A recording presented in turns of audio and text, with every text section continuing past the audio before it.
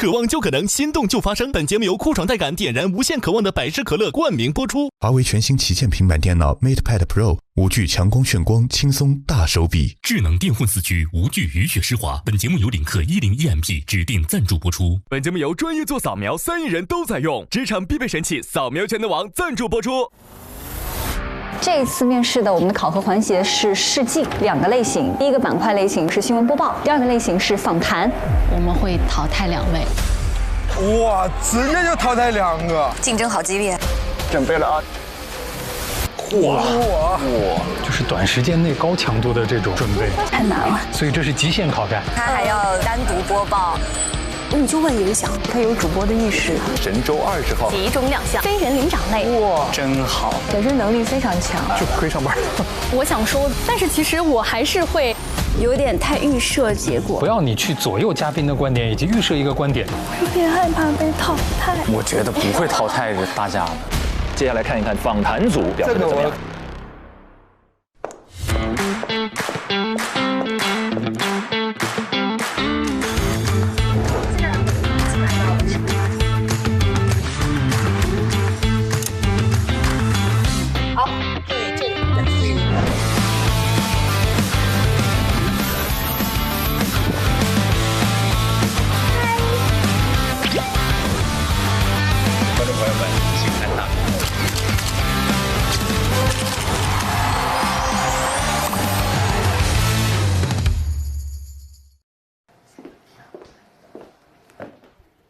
我提醒一下大家，5点20的时候，大家要交一下那个提纲。对，好的。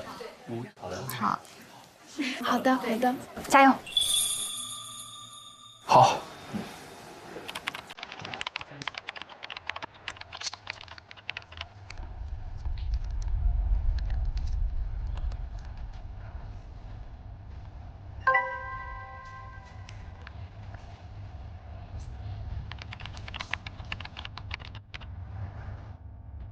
90分钟太难了，我觉得。那像您如果做一个20到30分钟的访谈，您会准备多长时间？至少你得给我几天。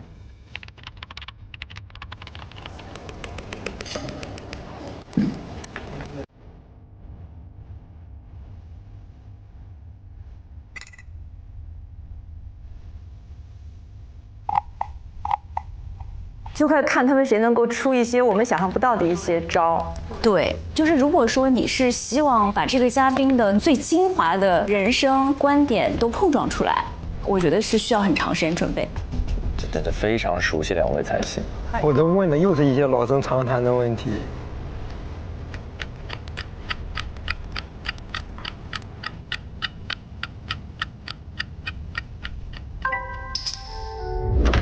刘奎首先就交了。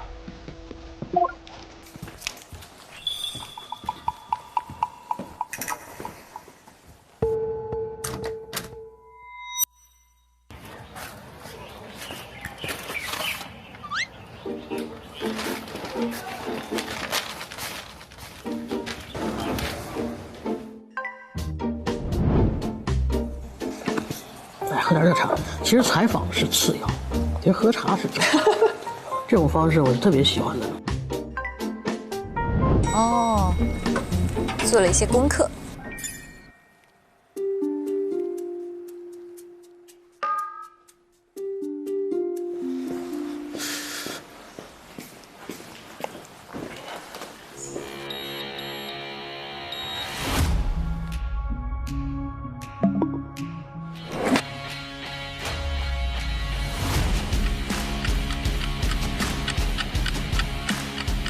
已发送。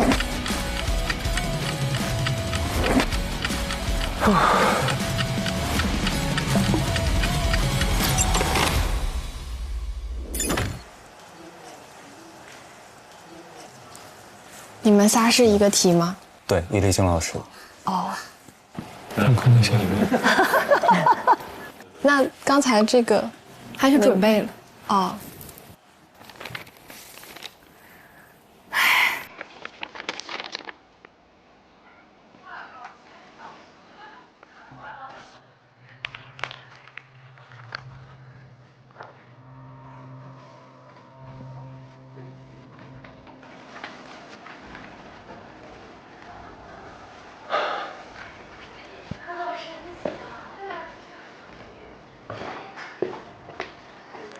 think it's a perfect place over the past few days they've been.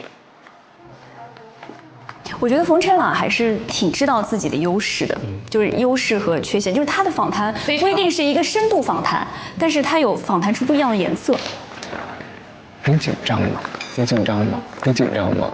我觉得我比我上一次见你的时候，我觉得你要更紧张一些。现在。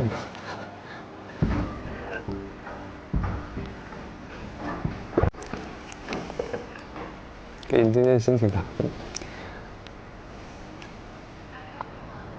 就是你喜欢做这个事情。就是如果说从素人非这个科班专业出身的话，我们觉得杨利卫的状态明显要好。Hello， 各位亲爱的观众朋友，各位亲爱的观众朋友们 ，Hello， 各位亲爱的观众朋友，各位亲爱的观众朋友们，大家好，欢迎来到深蓝歌厅。越临近越紧张，找点事练一下。用旁观的角度看他们的故事，用旁观的角度看他们的故事。欢迎收看《旁观者清》，我是庞真。庞真还给自己起了个名儿，对。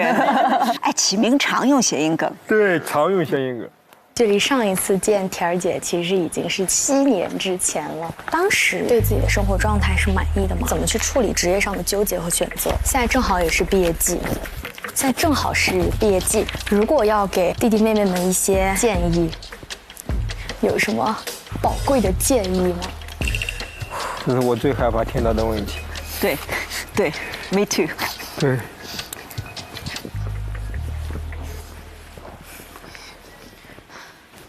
你前2天睡得好吗？特别不好。师姐，你来参加这个节目，你压力大吗？很害怕，很焦虑。我是一个在做事情之前我会想很多、很焦虑的人。我其实很突然来这边，我就最近这1周才定下来，就是决定要来。啊，因为我一直在做主播，我觉得我是没有资格来这个节目的。为什么？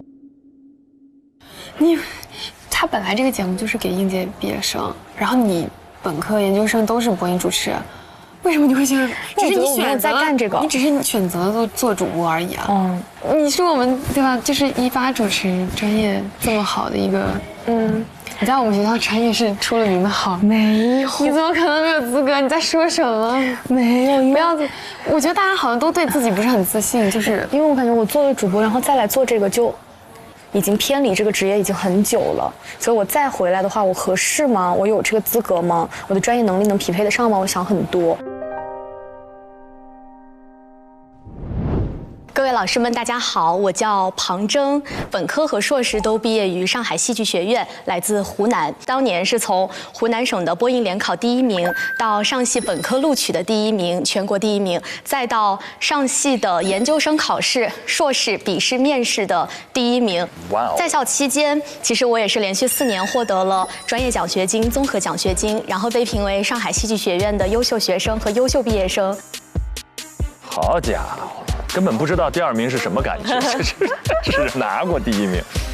我曾经为了验证水上逃生的细节，在橘子洲头从5米高的沉船上一跃而下，然后我也跟着环塔拉力赛的车轮扎进了新疆的荒漠，在漫天黄沙当中驻扎了半个月。哦呦，这简历好厉害！哇！我看你做带货主播挺多的是吧？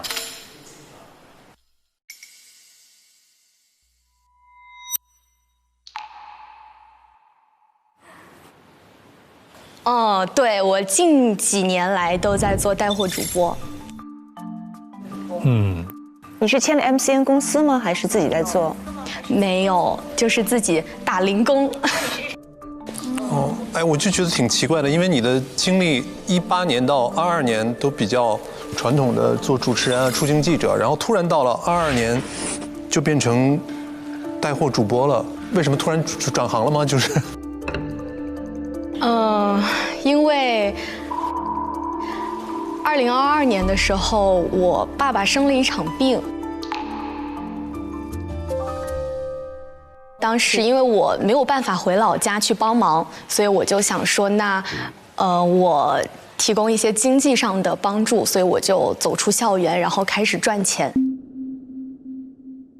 在那个关口，我觉得我也不能只顾着自己说啊，我要去追梦，然后就不顾家庭的困境，或者说我就不顾现实的一些各种因素，然后我就执着的做自己想做的事情。我觉得当时对我来说是面临着一个很艰难的选择，就是我要不要当带货主播去开始赚钱。在我心里，我感觉这个没有回头路。挺棒的。爸爸现在身体怎么样了？我爸爸已经离开了。不好意思。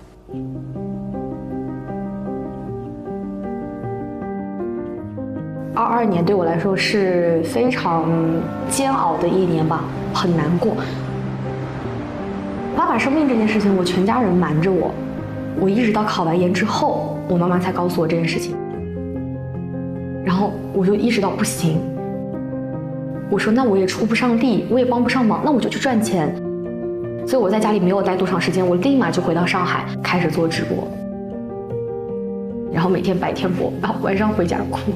叫做今月曾经照顾人，今人不照顾时。宽高来进行到哇哦，非常可爱的泡泡机。水仙可能在想，哎，这是一种1把这么多了，这个太厉害了。其实我最终的梦想成为主持人，也是我之前和我爸爸的约定，就是他内心一直坚信，他未来一定能在电视上看到我。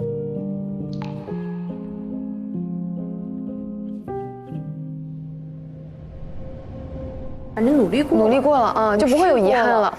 干就完了，干就完了。不后悔。用旁观的角度看他们的故事，欢迎收看《旁观者清》，我是庞征。再来啊！今天我们节目请到了这位姐姐，她如事业的分岔路口，她坚定选择在人生的褶皱里。18年，当时我们在一起。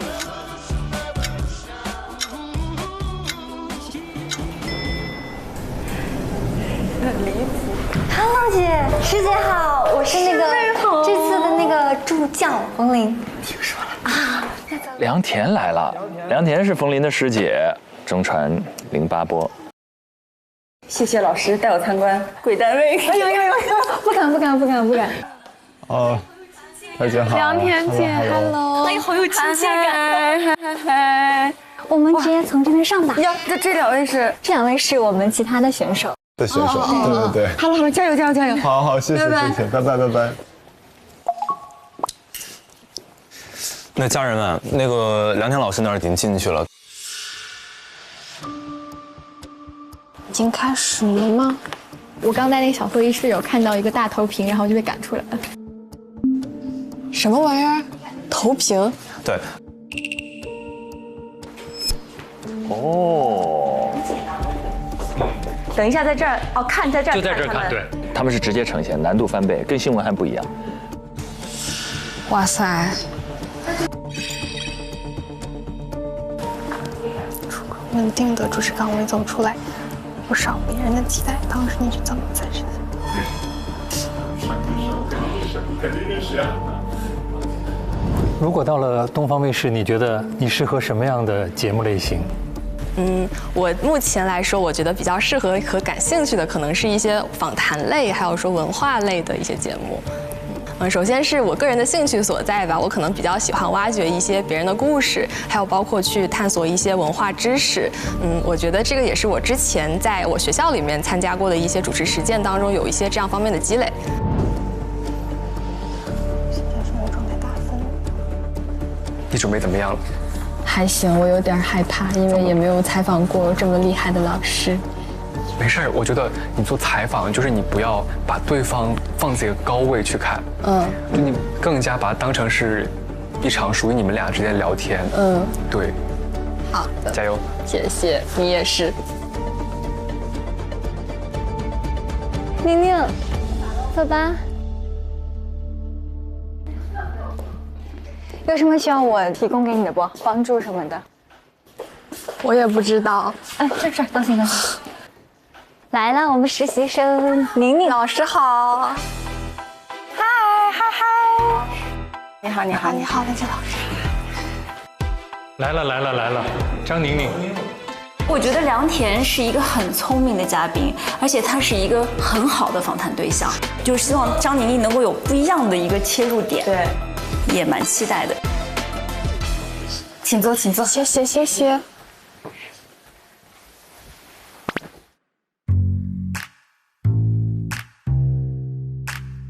OK。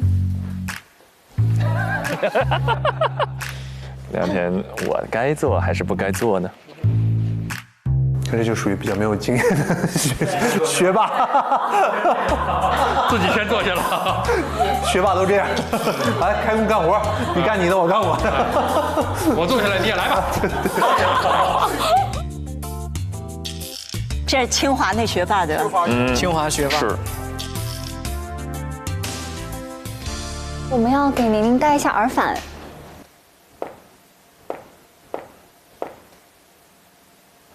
哎，对，看看你戴哪个耳朵，看你哪边方便，我都可以啊。或者我建议你戴这边，这儿吗？对，因为咱俩说话，你这个耳朵能听见我说话，对吧？你戴外头那一侧，没有戴过，没事。导播老师会在耳返里跟你试音，有问题随时喊我，在旁边。导播老师在那边。张静宁是吧？对。听得到我说话吧？可以。好，谢谢。耳返里跟你对话。好的。大概看一下你的机位，基本上这台是你的单人机，这台是梁田世界单人机，然后这台是你们俩的双人机位，机位上哪个亮红灯就是哪个正在拍摄。好。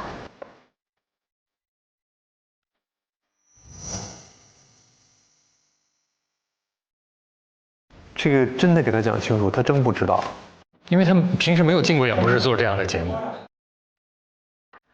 他如果经验没有那么丰富的话，他要同时照顾导播、照顾机位、对，照顾被访者，还要想自己的思路。那关键被访者还特别有经验，而且这还是直播，4个导师坐在第二现场看着，我天！我来试一下吧。我声音响吗？会影响你吗？我觉得我自己的声音有一点大。稍等啊，我帮你调一下啊。好，谢谢。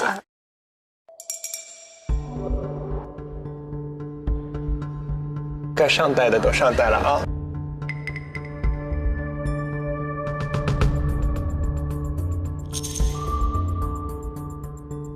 完了，我告诉你，他又进入了那种我觉得最可怕的那个访谈状态，讲自己的，就是在背自己的稿子，对，要命了，简直。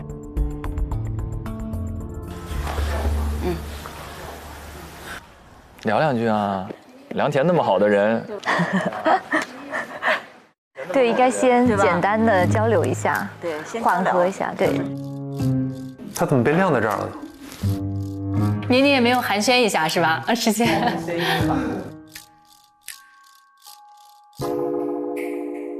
其实梁田老师一直在寻求机会要沟通。梁老师忍不住说：“我来聊两句。”妹妹你叫啥呀？妹妹你叫啥呀？哎，你看。我叫张宁宁，张莹莹，宁静的宁啊，张宁宁 ，OK。你北方人吗？不是，不是啊。我是一个在江苏长大的福建人。江苏长大的福建人呐？对呀。哇，福建人，以德服人那个福建人呐，听不出来一点儿。反倒感觉梁田更热情一点。宁宁像嘉宾。嘉宾在暖场。反了。宁宁，我们准备开始了，好吗？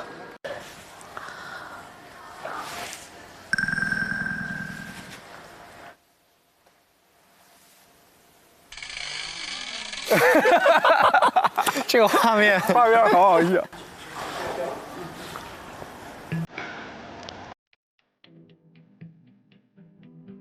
或者你要再等一下也行，没事啊。再缓缓，再缓缓。谢谢。没事没事。我能感受到你的紧张，没事，坐一会儿就好了。我紧张太明显了。没事，都经历过。哎呦，他们在等待的时候，我也挺紧张的。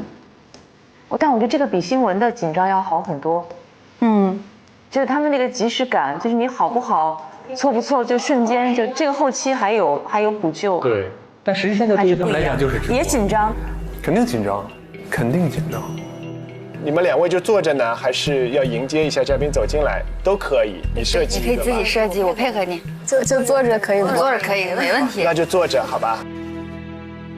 怎么样，宁宁？好，可以。那我们就准备吧。3、2、1，好。观众朋友们，大家好，欢迎来到今天的节目，我是张宁宁。今天我们请到的嘉宾，大家应该都非常的熟悉了。他曾经是知名的主持人，而现在呢，他也解锁了更多元的生活方式，从多元的赛车场到话剧舞台，从镜头前的好物分享，再到充满烟火气的日常。他现在也解锁了非常多不同的生活方式。他就是梁田，欢迎梁田世界。Hello， 主持人好，大家好，我是梁田儿。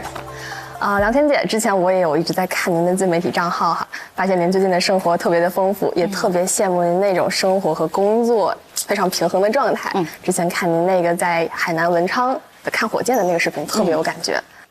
对，就最近发生的事，哇，我的电子闺蜜follow 我的这个社交平台是吧？因为我之前也看你的置顶视频哈，总结了去年参加过很多个第一次的事，然后想了解一下，就是你最近有没有什么新的尝试？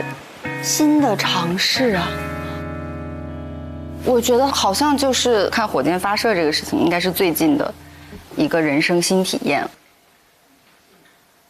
因为我以前就是在原单位的时候，我是主持过很多航天类的节目或者晚会。自己也很喜欢那种科幻作品，对于太空，对于宇宙，其实我自己也非常感兴趣。然后我就说，那咱既然跟航天这么有缘，然后7月份又有这个火箭的发射，我要真的亲自到现场，用自己的双眼去感受一下，那个火箭推进器把那个天空点亮是什么样，然后那个迎面而来的风到底是多大的风，那个声音到底是多大。所以我就是，最近解锁的人生第一次就是去看火箭发射。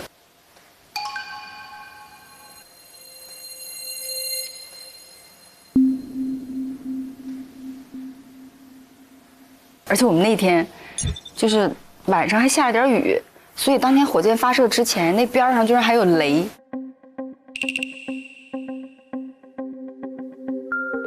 再追问一下呀。然后你就是哇，还有一些意外收获，就是你会看到那个火箭与惊雷同辉的感觉。其实我也特别好奇，就是您在尝试这些新的东西之前有没有一些准备？他应该再追问一下，这其实都可以再往下讲，都会有特别鲜活的故事的。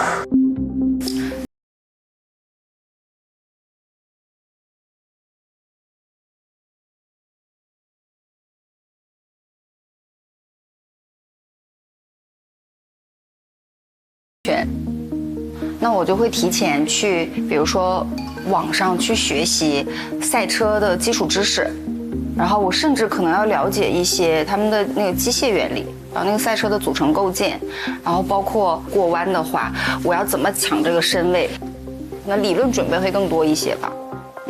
尝试新东西的时候。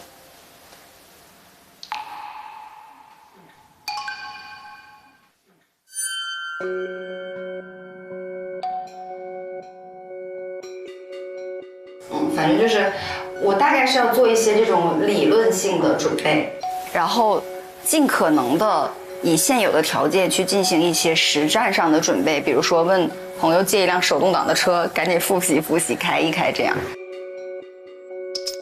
他好像太依赖于自己的提纲了。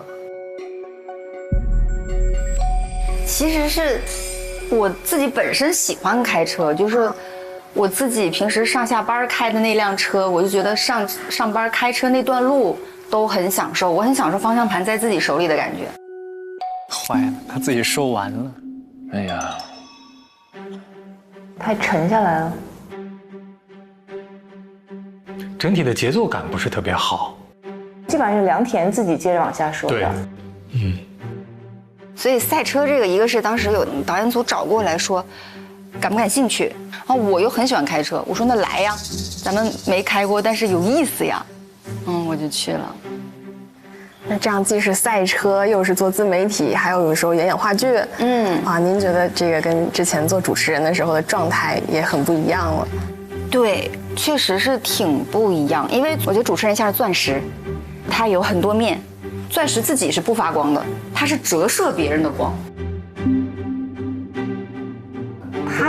他的问题就是他的边界感太重了。所以我觉得我原来做主持人是，我要努力修炼自己，然后把自己打磨成一个钻石之后，折射我嘉宾的光芒。但是我出来之后，比如说演话剧，我就会觉得，哎，你在舞台上你得自己发光哦，你就是你这一趴的主角，你就要自信的亮出来。主持人的时候是光而不耀，但是你做话剧演员的时候，你就是要闪耀全场，就自己也要发光。他最大的问题不是想着下一个问题，而是没听，他没进入到他的世界。对，但幸好是聊天啊。人家太善良了，已经自己不断的往外拓展了，给了好多口啊。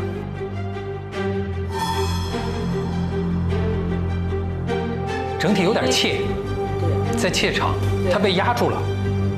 他显然是有一些后来信念感就没了。但是他讲话的语调是好的，语调就是沉的，然后表达也没有问题的。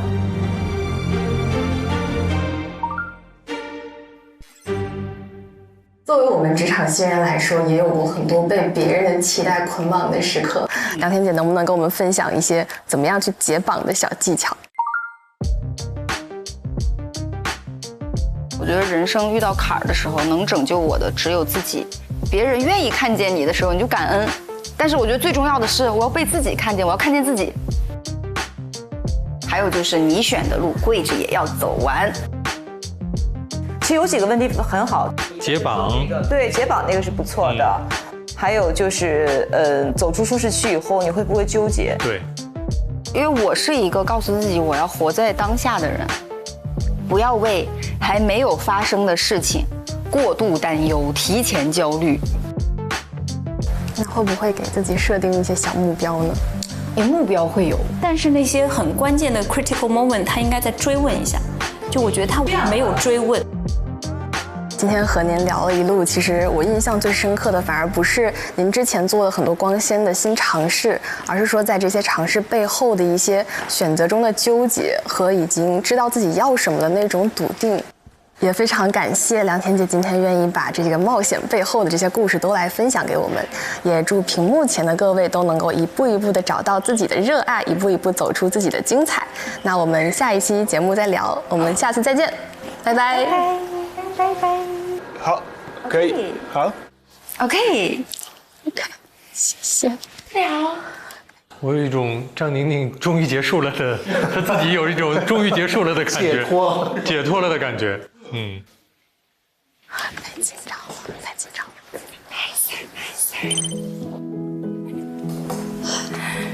歇会儿，歇会儿，歇会儿。谢谢姐。那你先下去休息好了。哎呀妈呀！是不是特好？不好，贼紧张，紧张忘光光。没有。但我终于可以歇会儿了。怎么样，宝？哎呀妈呀，紧张的忘光光了。是不是不按提纲来了就不按提纲来了，就不知道在说什么。我已经。那你也撑下来了，就很棒啊！完成最重要。就是靠姐的这种善良在支撑我的采访。天哪！哎。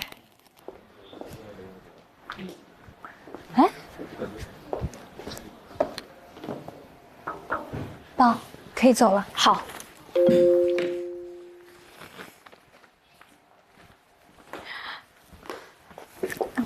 庞征来了，做卖货主播的那姑娘对吧？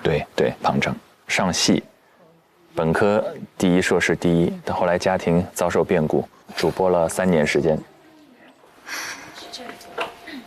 哇，在演播台上访谈。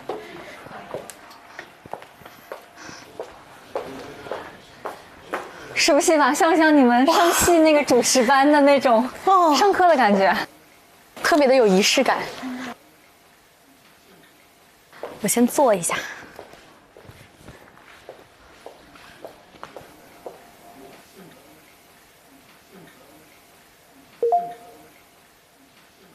庞征是吧？对，我是庞征老师。声音是可以的。专业。3号机是我的机位，对吧？对。然后嘉宾的机位是哪一个？是这个。然后这边是主机位。好，没问题。然后我现在模拟一下，我现在看向嘉宾的这个视角，然后在镜头里是 OK 的吗？现在是可以的。这样，好。Q 导播老师了已经。一看很有经验。专业。来喽！你的脸在转。田姐，我先给你握个手。哇，你真的好漂亮。哎呀，没有。我们之前其实见过。真的很久之前。对，有8年那么久，跟你一起录《天天向上》。各位老师好，我是2018级艺考生庞征，我是湖南卫视主持人梁田。很久，我又见到你了。那是2017、18年。对。今天是我看到你，我说我一定要访谈，对，但是访谈的嘉宾最后是抽签，但是命运就让我选中了你。哎呀，他一下子拉得好近呀！咱们就是说，我有点小紧张，你有点，我也有点。老师，希望一会儿就是多多照顾我。谢谢田姐。那没事，看你的节奏，然后那个你觉得 OK， 我们就开始。好。套近乎成功。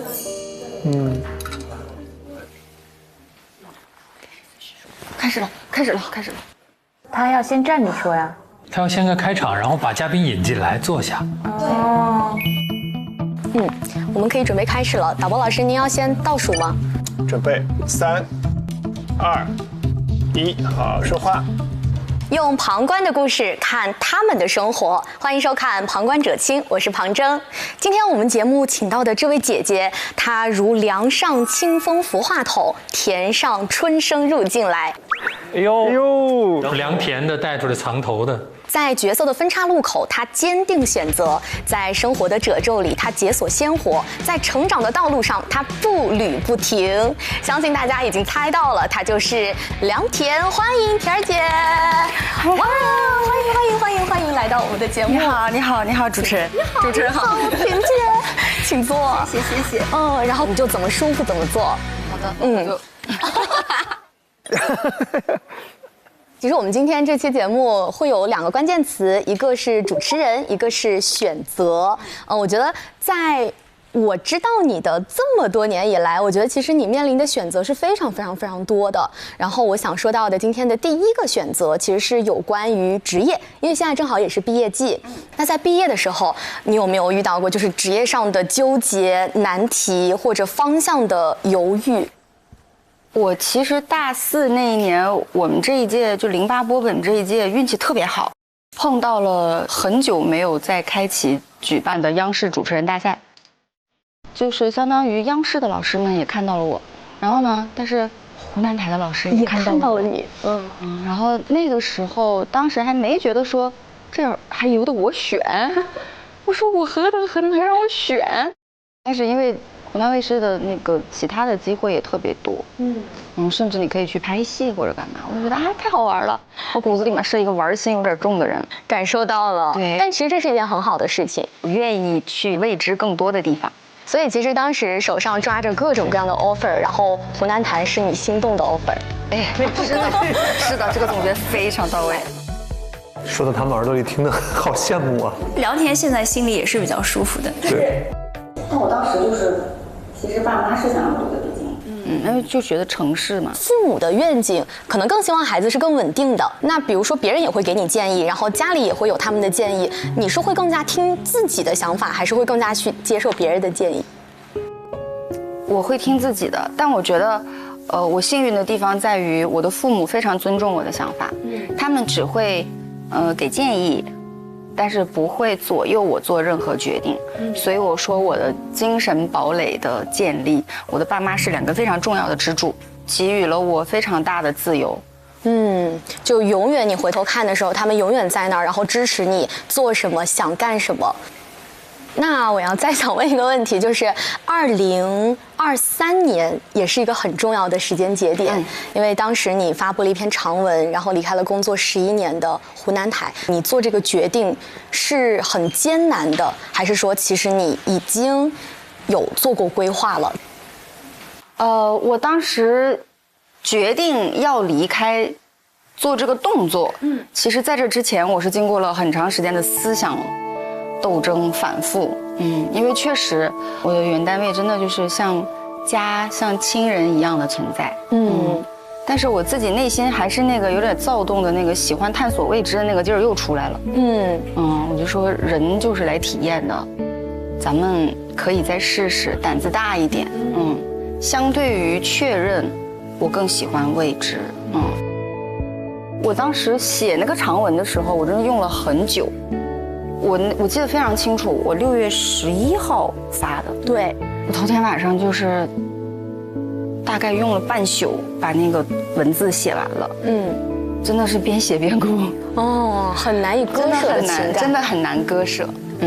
但我是那种做了决定我就要勇往直前。我刚刚听下来，其实你在做人生的选择的时候，虽然你会有自己的考量，但其实当你决定要去做的时候，其实是非常果断的。对。我觉得当时你的感受可能和现在的我是一样的。当我对这个行业有最初的一个认知的时候，我是看着你的节目和你现场同台参加节目，然后就是一直对我有非常非常深的影响。但今天其实你说的这些也很深刻的影响到了我。然后如果说要你对着现在正在看节目的，或者说他们可能同样面临着生活当中很多的选择的这些弟弟妹妹们，你会给他们一些什么样的建议？首先，一定要正视自己所有的情绪。就是大家都是平凡的、普通的，但是可爱的人。你面对选择的时候，有纠结、有犹豫、困扰、辗转反侧，非常正常。你就学会与这种感情共处。然后做了决定之后，咱们2横一竖就是干，不要回头。然后，这样的一番话，我觉得很大程度上鼓励了刚刚毕业的我。我就是今年毕业，我相信也一定会鼓励到就是正在看节目的这个人，然后在守候你的节目的哟。可以的，可以的，可以的，好幸福，有一种被幸福冲昏了头脑的感觉，是吧？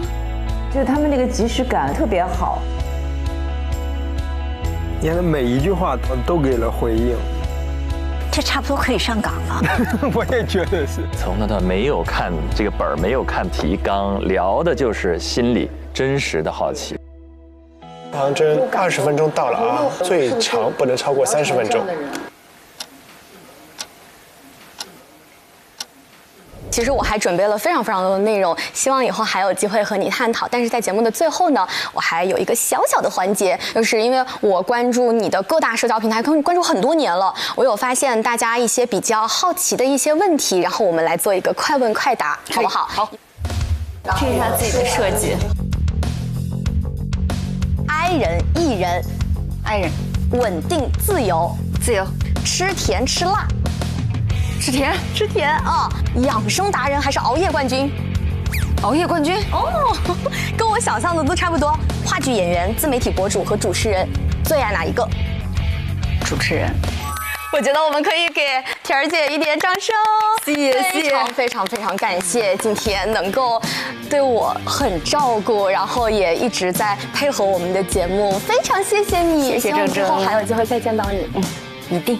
好，那我们今天的节目就到这里喽。拜拜，拜拜，谢谢，支持郑郑。卢玉老师觉得怎么样？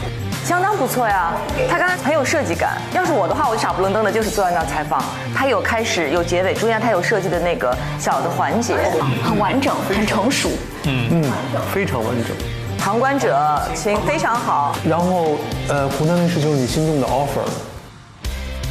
那个快问快答我是真没想到，我是觉得已经结尾了，相当于在结尾又掀起来一个小高潮，非常好，我觉得，真的。估计2天录完也很舒服。当然了，我已经期待下一期旁观者清了。还有巧思，有设计，做得真好。对，整个自然又落落大方的那种感觉，很有代入感哦。听进去了。对，很真诚，很真诚。Hello， 老师。嗨，大家家好。嗨，师姐好。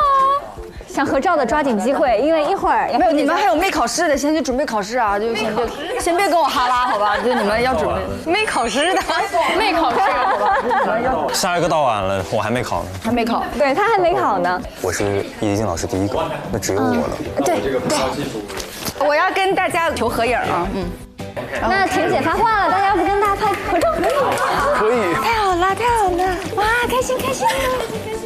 来，3、2、1。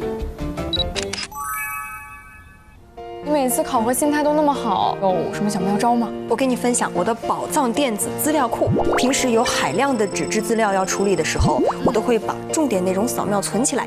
你看，做好关键的标注，就可以一键搜索定位，找起来就特别清楚。哎，那确实很方便哎，就是我平时都是用扫描全能王来扫描证件、报名材料，我没想到还可以这样用啊。对啊，所以嘛，用专业的工具提效，把时间用在提升专业度的刀刃上。下次我也要试试。2位实习生访谈，2种风格，哎，各位看完之后什么感觉？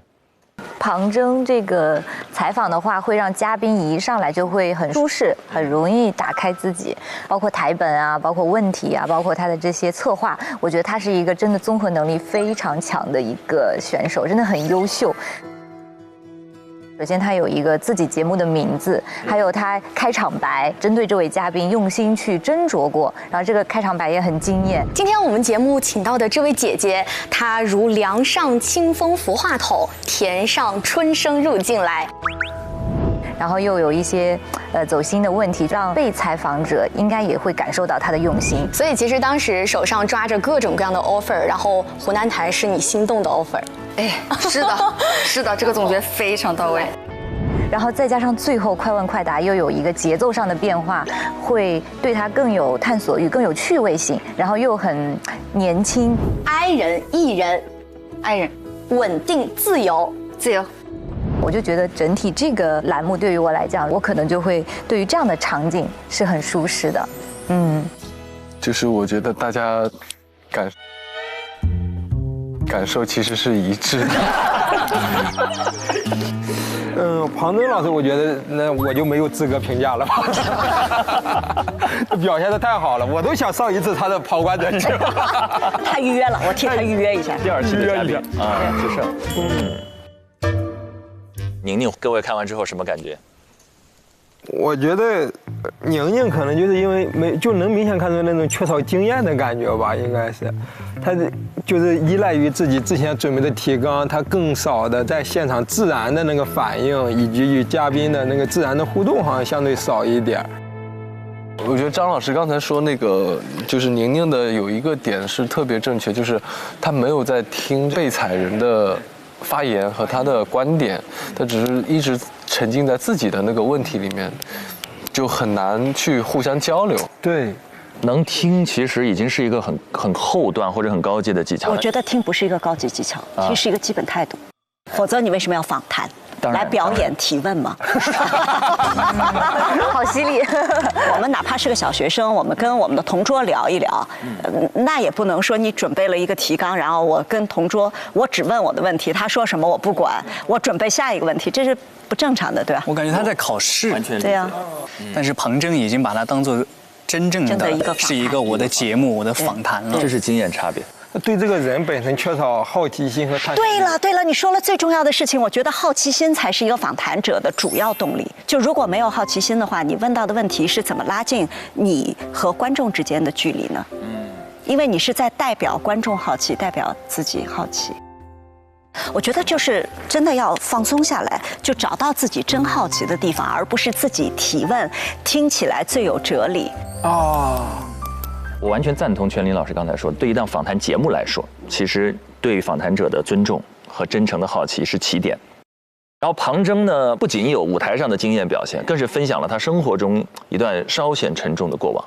然后呢，在父亲生病的这样一个突发事件的影响下，他开启了自己的带货主播之旅。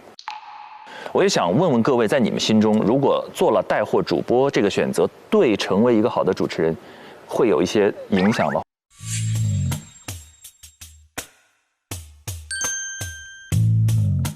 就是其实带货主播和主持人，他只是两个行业，他这样一比，感觉好像主持人是一个高大上的一个职业，仿佛分了高下。我是不承认所谓的鄙视链的。我还真的做过带货主播，我卖过一阵书哈，然后呢，我必须得说，当卖货主播特难，特别难。对。带货主播是，就你一边看着屏幕上的数字，每5分钟一变，然后根据这些数字，你知道说此刻我要运营哪个数字，我是要让观众更多的停留，我还是要增加互动，我还是要 ECPM 把这几单货卖出去，要不要加附带，要不要加互动，就是你脑子里有一大堆的自己做决策，就都没有一个导播，然后这个时候你还要持续的说话，情绪还要顶上去，你情绪掉，带线人数就掉了。所以在这个意义上来说，带货主播非常的难，谁看不起谁呀？我必须得说。对。但是我也要客观的说另一件事儿，就是一旦做了带货主播，其实就会更多的人记住你做带货主播的样子。如果你想得到一个平台 offer 的话，一定是受影响的。就像其实你们演员说，如果上真人秀上的太多的话，会影响某些角色，是一个道理。我觉得它客观存在。而且我感觉带货主播其实很像以前那种电视节目的购物主持人的那样的一个身份角色。对，哎，你站在主持人的角度，他们有某种性质上的差别吗？其实他们还是有某种性质上的相近的。就拿我们老师的话说，这类节目应该叫生活服务类节目主持人。对，所以带货主播其实和就是那一类节目的主持人还是有很强的粘连性的。庞征，我认为他的这个带货主播的经验，其实对于他的访谈也是有很大程度的帮助的。对，因为像全林老师刚刚也说到了，就是你需要非常这个清晰的头脑去控场，而且他肯定也会跟他的弹幕互动，所以他会有很强的这个临场反应能力，所以他才能够这么有自信的在嘉宾不按照台本来进行他们的访谈之下，他还能够有一个很快的反应能力。如果你去做文艺类的主持人，或者也像这种生活服务型的主持人，我认为这是他的加分项。对，他们确实有一个共同的身份，是公众领域的表达者，他们在目标上和路径上还真有不同。但我还是认同刚才子琪说的那一点，它并没有高下之分，它只有方向上的差别。那么都说到这里，咱们就上链接。没有了，我们不是上链接了，我们要上易立竞老师了。刚刚的访谈，梁田老师2波已经看完了，对不对？接下来上易立竞老师，我说实话没上，我已经有点紧张了。我不知道3位紧不紧张，那我们一起来看看好不好？易立竞老师的访谈。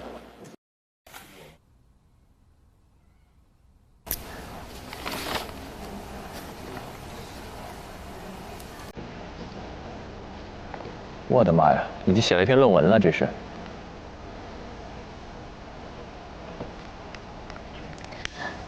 还有一个有趣的话题啊，就是网络上有一些网络还有一个有趣的话题啊，很多。我想问一下，你刚才入场的时候，是你们一坐下来就立马开始说话了，对吧？你可以自己设计。我是这样子的，我上去，我在那里已经把我想要做的事情都做好了，然后挑儿姐她这个时候来了之后，我在台下跟她简单沟通了几句，然后她也好了，我也好了，然后我跟导播就说，我说坐下来，然后我说可以开始了，她倒数，我开始。明白 ，OK， 就是我放轻松，我现场跟他沟通，因为我不想让他看到我太久，就不想有那个启动的方式，我怕有这个调性就难进场域了，就主要是跟易立竞老师，主要是这个情况。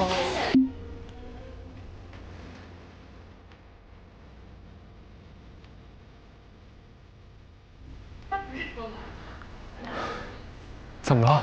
没有，我感觉你好惊弓之鸟啊。因为马上到我了。他得让自己嗨起来。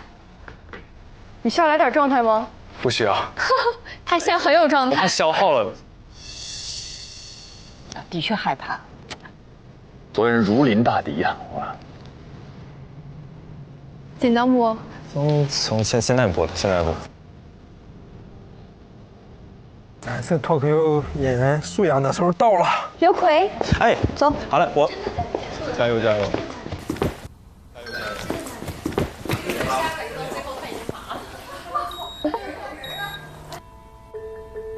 人呢？人呢？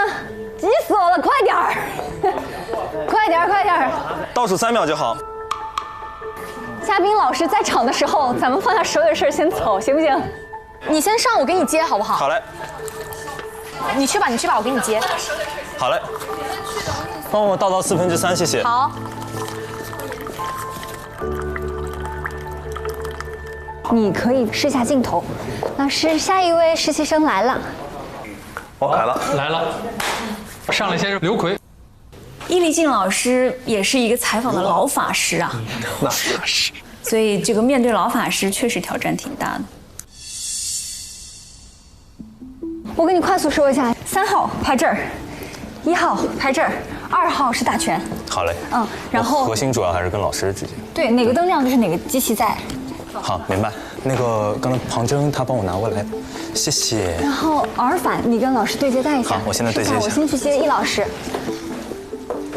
这个水位够吗？可以吗？好。哟，要道具。还是什么？我猜是百事可乐。哦，泡了茶。哦。好，老师，我这是 stand by。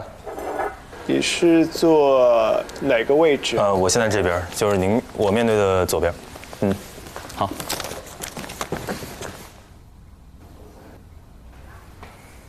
Hello， 姐，你要下去吗？我正在等易老师。好的。你是易老师第几位？第3位，最后一位。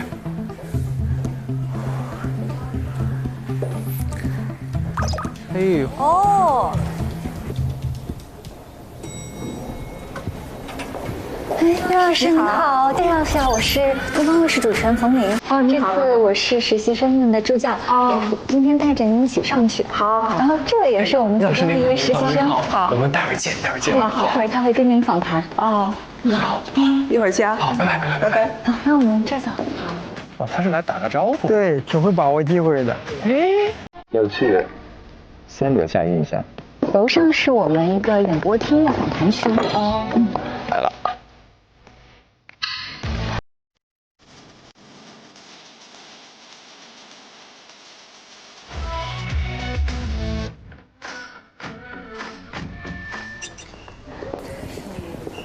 这位是我们今天第1位跟您访谈的实习生，你自我介绍一下。你好，你好，你好，叫刘奎，奎奎就好。哦，你好，奎奎。是今天的这里的实习生，跟您进行访谈。好。然后这里是为咱们准备了一些茯苓的饮品，茯苓红多薏米，看您比较喜欢养生。哦，做了这么多功课。就是我们其实时间不长，我就是看了一下您自媒体，然后以及您20年跟7月份在您节目里的访谈，您2个小时喝了3壶茶，我看水果茶都是，然后看了一下您养生的秘籍，也学了一点。哦。对，就是可能稍微有一点点烫哈，然后也等辛苦了。尝尝。是我喜欢的味道，有心了。刚才李沁说的最打动你的小细节啊。其实咱们算半个同行，您知道吗？对，您可以猜一猜我的本职工作。那你是什么记者？不是，我其实是脱口秀演员和编剧。在这半边等着呢。对，在这半边。对。好，那脱口秀演员对，咱们属于半边。属于半边了。那我们俩要是在新闻行业你再能够考核通过的话，是2个半边合成一起。合一块儿了，合2为1了。我们就同行了。对，其实我刚才抽到就是说跟您一起访谈的时候，我当时第一反应，我真实的第一反应是，易立竞，他访谈我访谈他，我真的第一反应是这个。因为从职业属性来说的话，那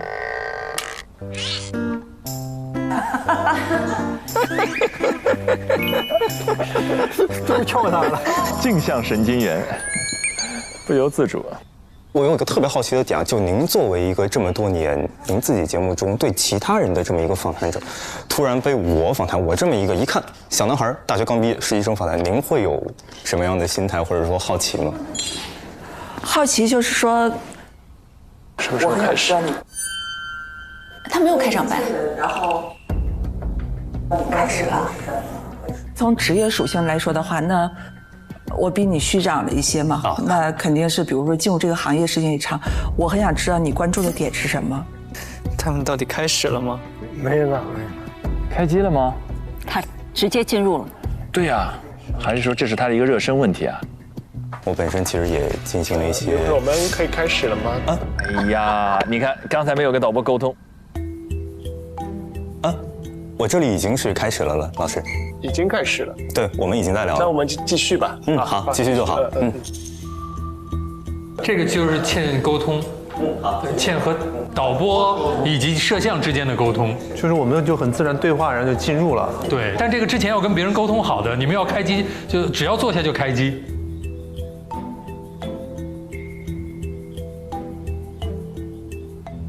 那，哦，他是没开始呢。对，那其实我在我上学的期间也看了您很多的节目作品访谈，我非常喜欢您的访谈风格。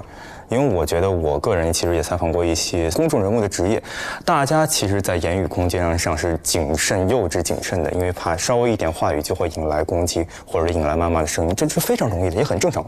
所以我想知道，您这么多年保持您如一的这个访谈风格，不管他们的标签是直接还是所谓的毒舌，您对于这个标签会有负面的一些情绪吗？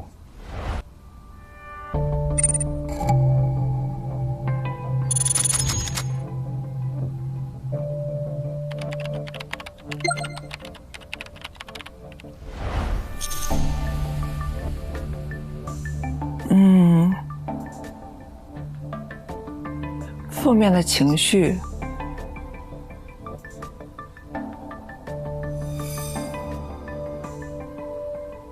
可能用词不太恰当，或者有什么样的看法呢？这也做一个小学弟的想法。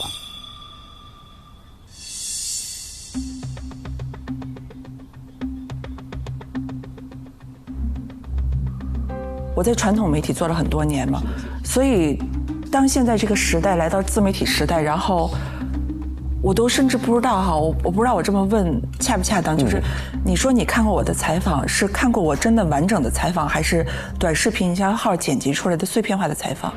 漂亮，好问题啊。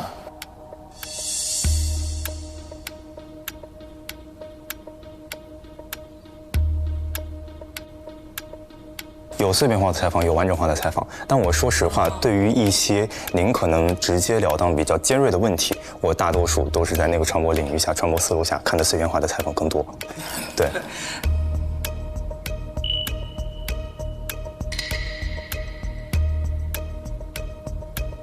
对，那如果通过那个的话，就是因为我也没有想到说，我们作为一个传统的媒体人，有一天会被这样去解读。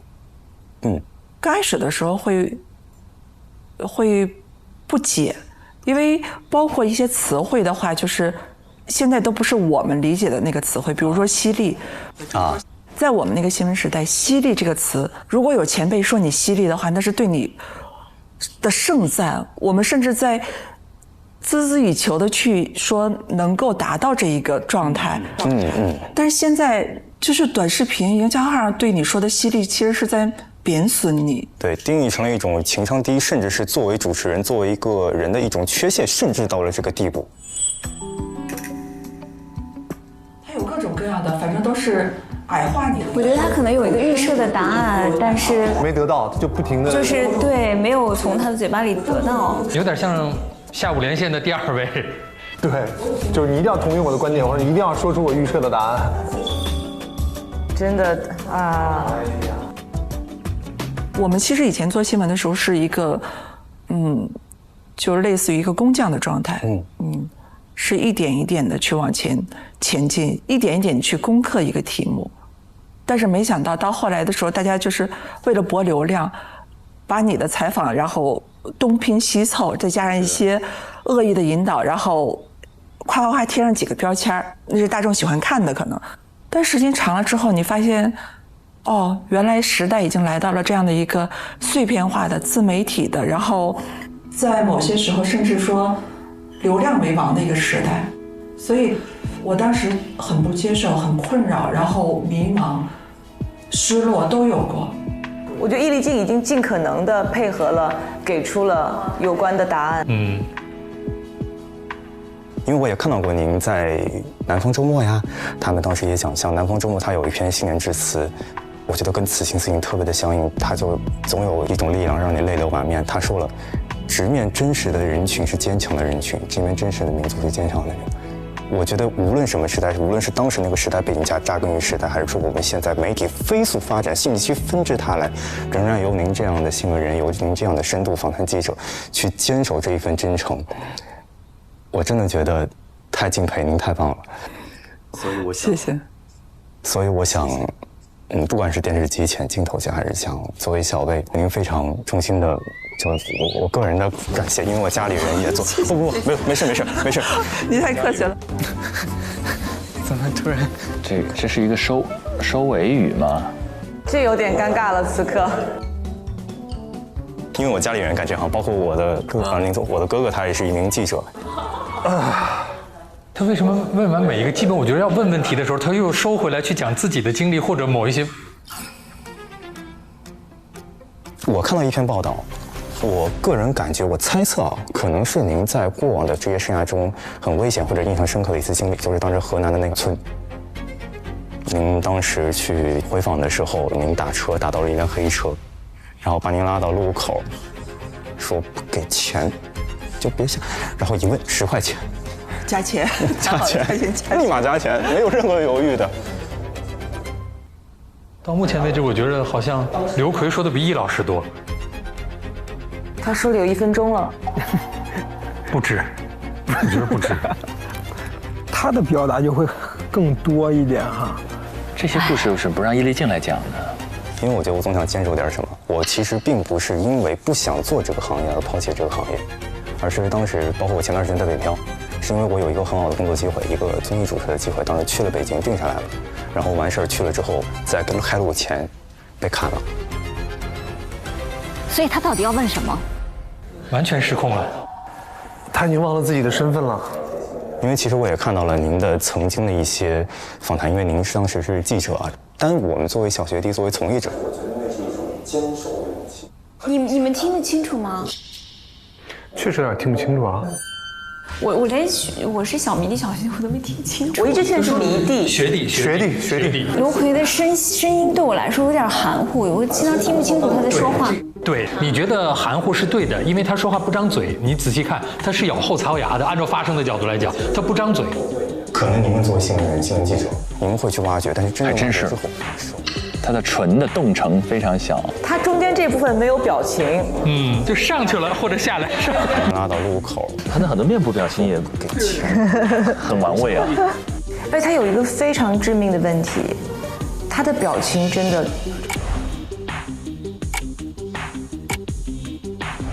他紧张的，他其实是倾尽全力在想要讨好这个嘉宾，对。可是这个就非常不巧。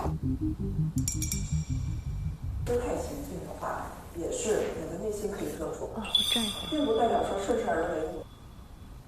你看得见吗？我看得见，我只是听得有点那个着急，我站起来站一会儿。感谢老师，好，没事。你是什么专业？哪个学校？我是学播音主持专业的。啊，哪个学校？南京艺术学院。南京艺术学院。对。你现在是？我现在是我就是本科，然后现在的话就是线下的单口喜剧演员。反转了，果然开始采访了吧？前辈都笑了。那你现在是现在还在上学吗？还是刚毕业？大学刚毕业。就是你还是热爱这件事情是吗？是想坚持的。是喜欢还是信念还是热爱？是信念。哦，是坚守吧？是受家里影响吗？成长环境的影响？不只是。我觉得是他到现在还没意识到他在被采访。完了，角色反转了。其实我觉得回到开头，就像99年的时候南方周末说的那句话，只要我们好好走自己的路，总有一束阳光会打在我们脸上。那也特别感谢老师，真心的特别感谢老师，有一次机会跟前辈有这样的交谈。也谢谢你，感谢老师。好，辛苦，谢谢你。好。结束了。你现在好像是比刚开始的时候松弛一点了，是吗？松弛一点。你是不是好紧张？刚开始的时候有，其实后面的跟您交流到中间，感受好太多。理解。谢谢老师。老师，我可以跟您合个影吗？好，特别想。好，我已经准备好了。可以吗，叶老师？好，可以。谢谢。好，3、2、1。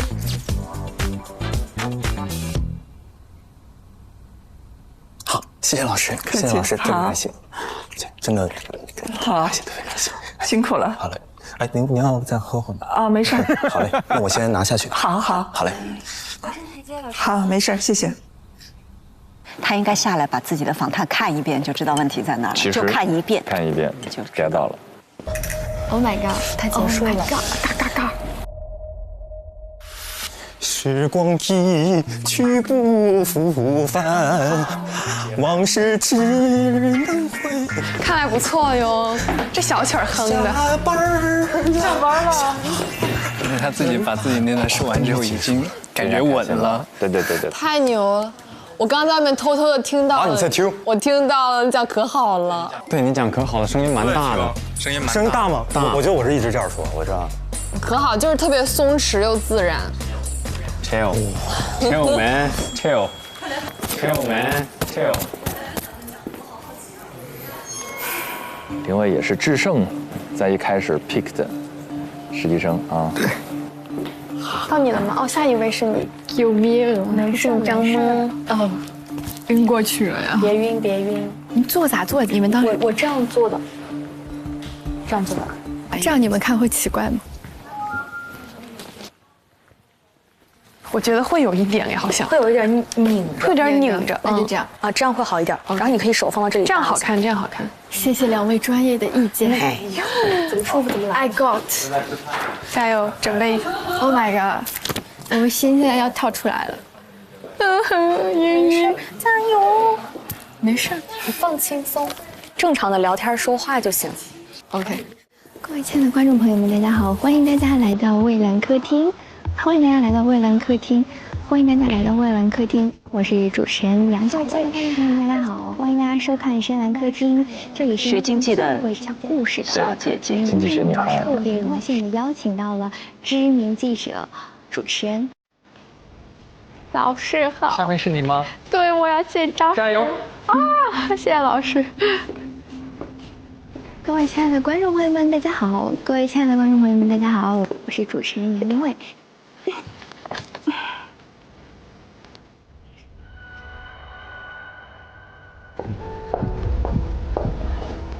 走吧。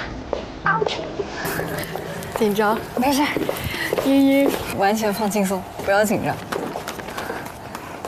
然后这边是一个时间条，到时候你在那儿采访的时候，导播会在耳机里告诉你时间进度，你自己也可以看一下大概的时间。好的。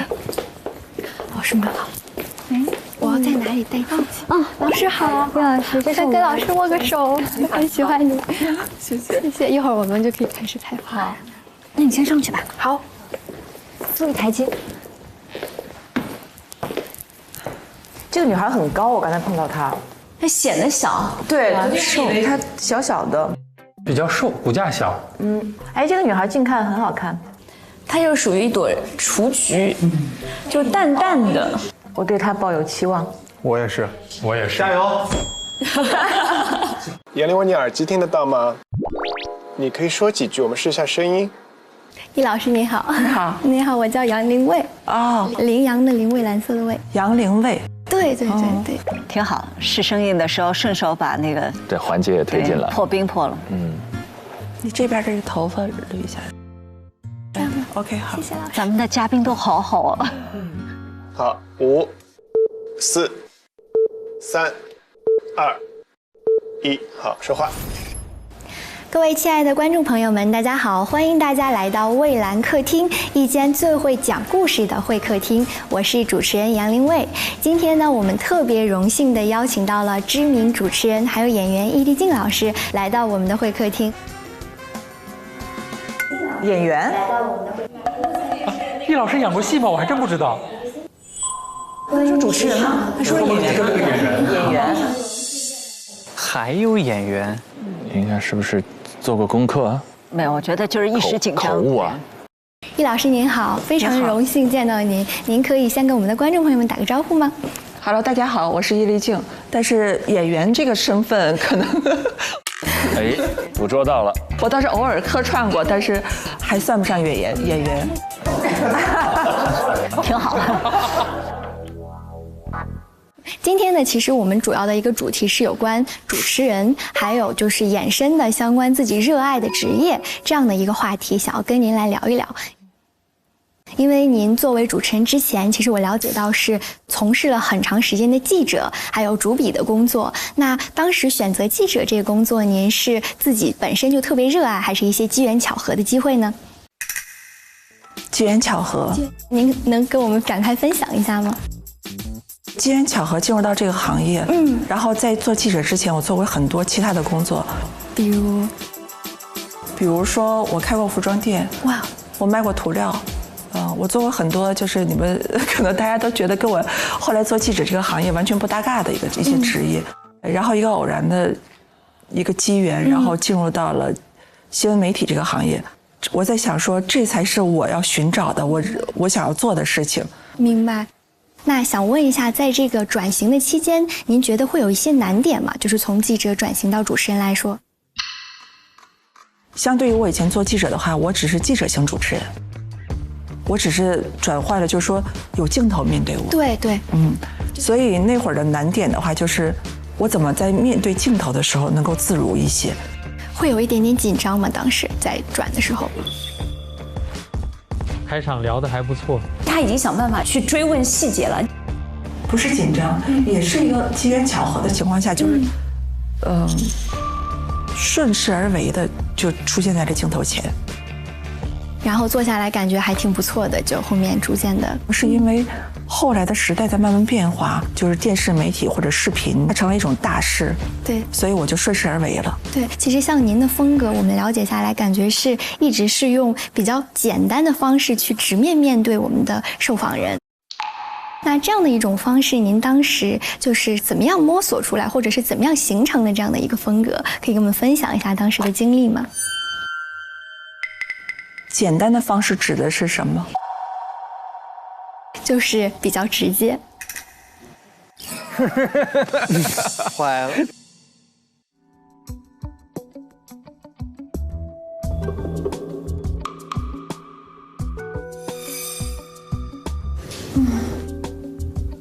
因为我是传统媒体出来的，我们做记者的话，就是你只提有效问题。对，记者的话不需要婉转。所谓现在经常提到的高情商这件事的话，它不是记者要考虑的问题。明白。就是你需要追求的是呈现被采访者的一个作为人一个个体的一个复杂性。如果你作为新闻的话，你需要呈现的是无限的接近真相。作为主持人，是不是应该让每一个受访者，或者是我们每一个观众都感受到如沐春风，感受到特别的舒适？您是怎么看这个观点的？还是您觉得其实让每个人都感受到舒适，并不是作为一个好主持人的唯一标准？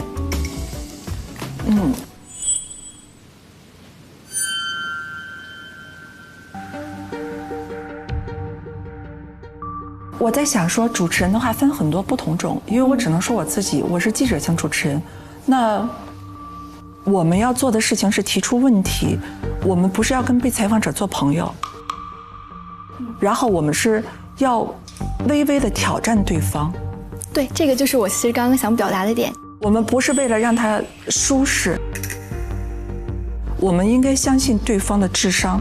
可能有一些节目的主持人是需要让整个场或者怎么样如沐春风，或者在场所有人如沐春风，他是不同的主持人，因为主持人分不同种。了解。他们这些小朋友们会认为，如果我问的不够高端的话，可能对方不会觉得我是一个好的提问者，甚至带给对方一点刺痛感，让对方觉得好像被冒犯的感觉。那您有没有想过，或许这种方式会不会有一些的风险，或者是如果跟您采访的这样一位受访人，那或许在问到一些比较直接的问题的时候，他的情绪上可能出现了一些波动，就是您会在意受访人的情绪吗？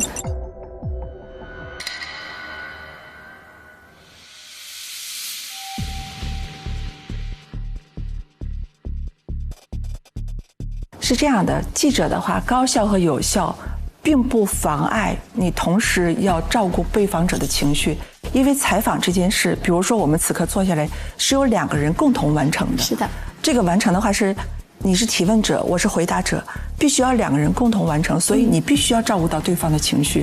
就包括比如说，我现在在回答你的问题的时候，其实我也需要照顾一些你的情绪，他需要2个人一起来完成，因为我们一起答应的这个工作。对，所以他不能够说是，你，比如说。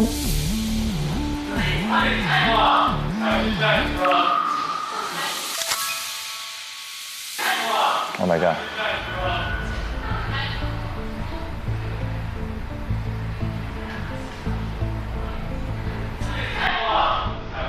我们是还继续吗？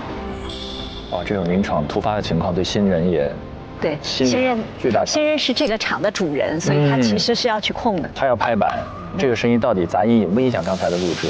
刚才那边问题需不需要再来一条？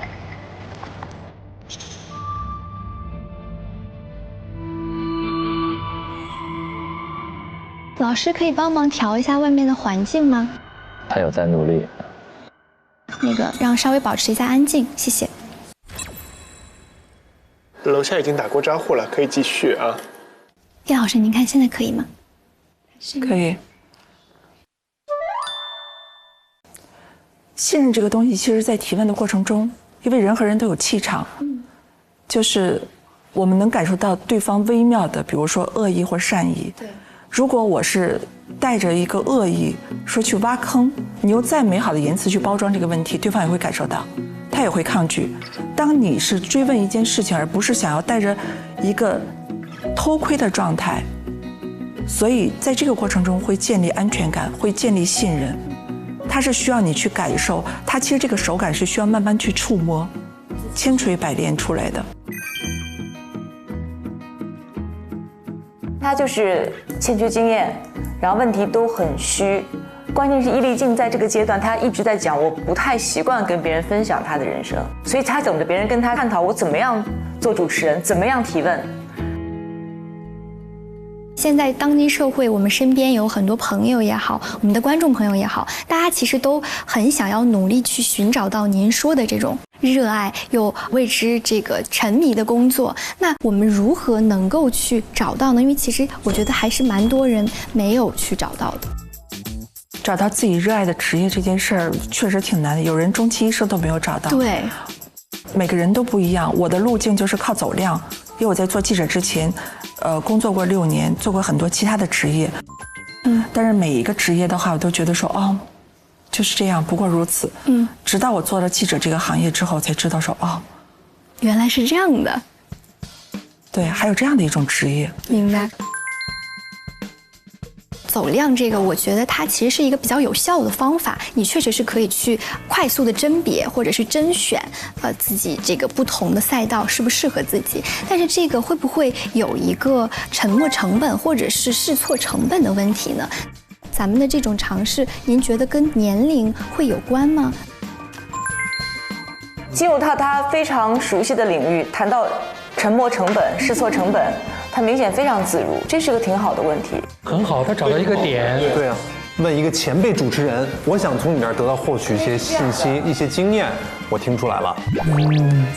慢慢进入到他想要的东西了。我个人会觉得跟年龄没关系，因为你说他如果在一个行业里已经做了8年、10年的话，这可能是跟性格有关。每个人就看自己的你在意的得失是什么。比如说，有人会寻求稳定感，他觉得如果出类试错的话，那个安全感可能会太折磨他了，会让他更痛苦的话，那他就是个加减乘除嘛。你算一下自己的取舍得失，你到底要什么？你如果可以承受住无趣，就不存在什么沉没成本之类的。因为出来之后试错的话，那它就是冒风险的，你可能就是不知道下一份工作在哪儿，下一个月的薪水谁开，或者说我在这儿的话做几天，我可能就是不开心，然后我就又跳槽。明白您的意思，尊重自己的选择，然后跟着自己的心去出发。那其实，在节目的最后呢，因为我们也有一档节目叫《令人心动的 offer》正在录制当中，有一些非常稚嫩的崭新的主持新生的面庞。那其实大家也都非常喜欢您的这个主持大前辈，您能有一些什么样的建议给到我们这些主持新生吗？感觉后边真的是渐入佳境的事。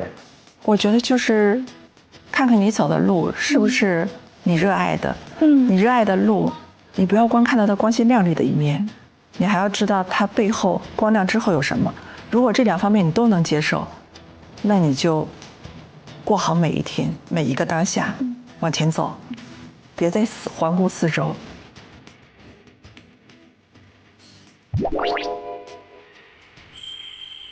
我还是有一些就超乎我的预期。那其实今天我们的访谈内容也差不多了，也非常感谢我们易老师的时间可以参加我们这次的会客厅。如果大家还喜欢继续有新的内容的话呢，也记得锁定我们的频道，下周的同一时间再跟大家一起来听喽。拜拜，谢谢易老师，谢谢，谢谢。谢谢老师，客气了。稍微有点紧张，不好意思。我看出来没关系，刚开始的话都会有紧张，脸上汗都出来了。对，有点。拿张纸擦擦汗吧。作为新人很不错了，很不错啊，而且是跨专业啊，跨界。有的时候我们会从被采访对象的状态来判断这场采访成不成功。被采访对象最差的状态是抗拒的，然后其次差的是困扰。迷茫。对，他只要愿意跟你聊，我觉得就是一个相对比较好的状态。是的。怎么办？现在是不是整场垮掉？我觉得好尴尬。说实话，一点不怯，就是很厉害的事情了。就是好尬呀！就是我在想，是不是是我提出问题有问题？但是我觉得我选的都是一些比较基本的一些问题，可能也没有太那个。没有很好，我觉得有碰撞才会有亮点看头，我觉得整体挺好的。它结束了，去看一下。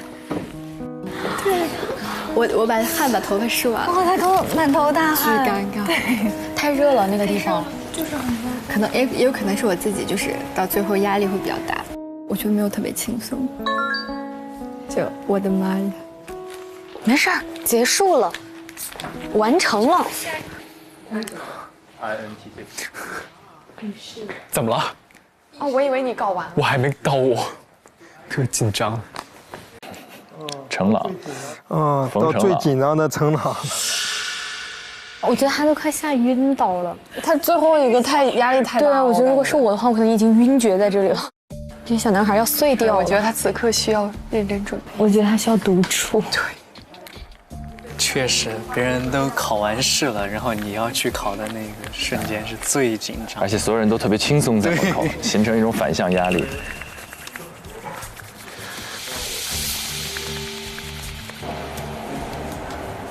老师们好，我叫冯程朗。拿的那个玩偶是什么？哦，这个是我的一些小挂件。我平时生活压力，如果有一些面试压力或者其他的压力的话，我就会弹一会儿琴，唱一会儿歌这样。你就是我的小星星，那先做去日落。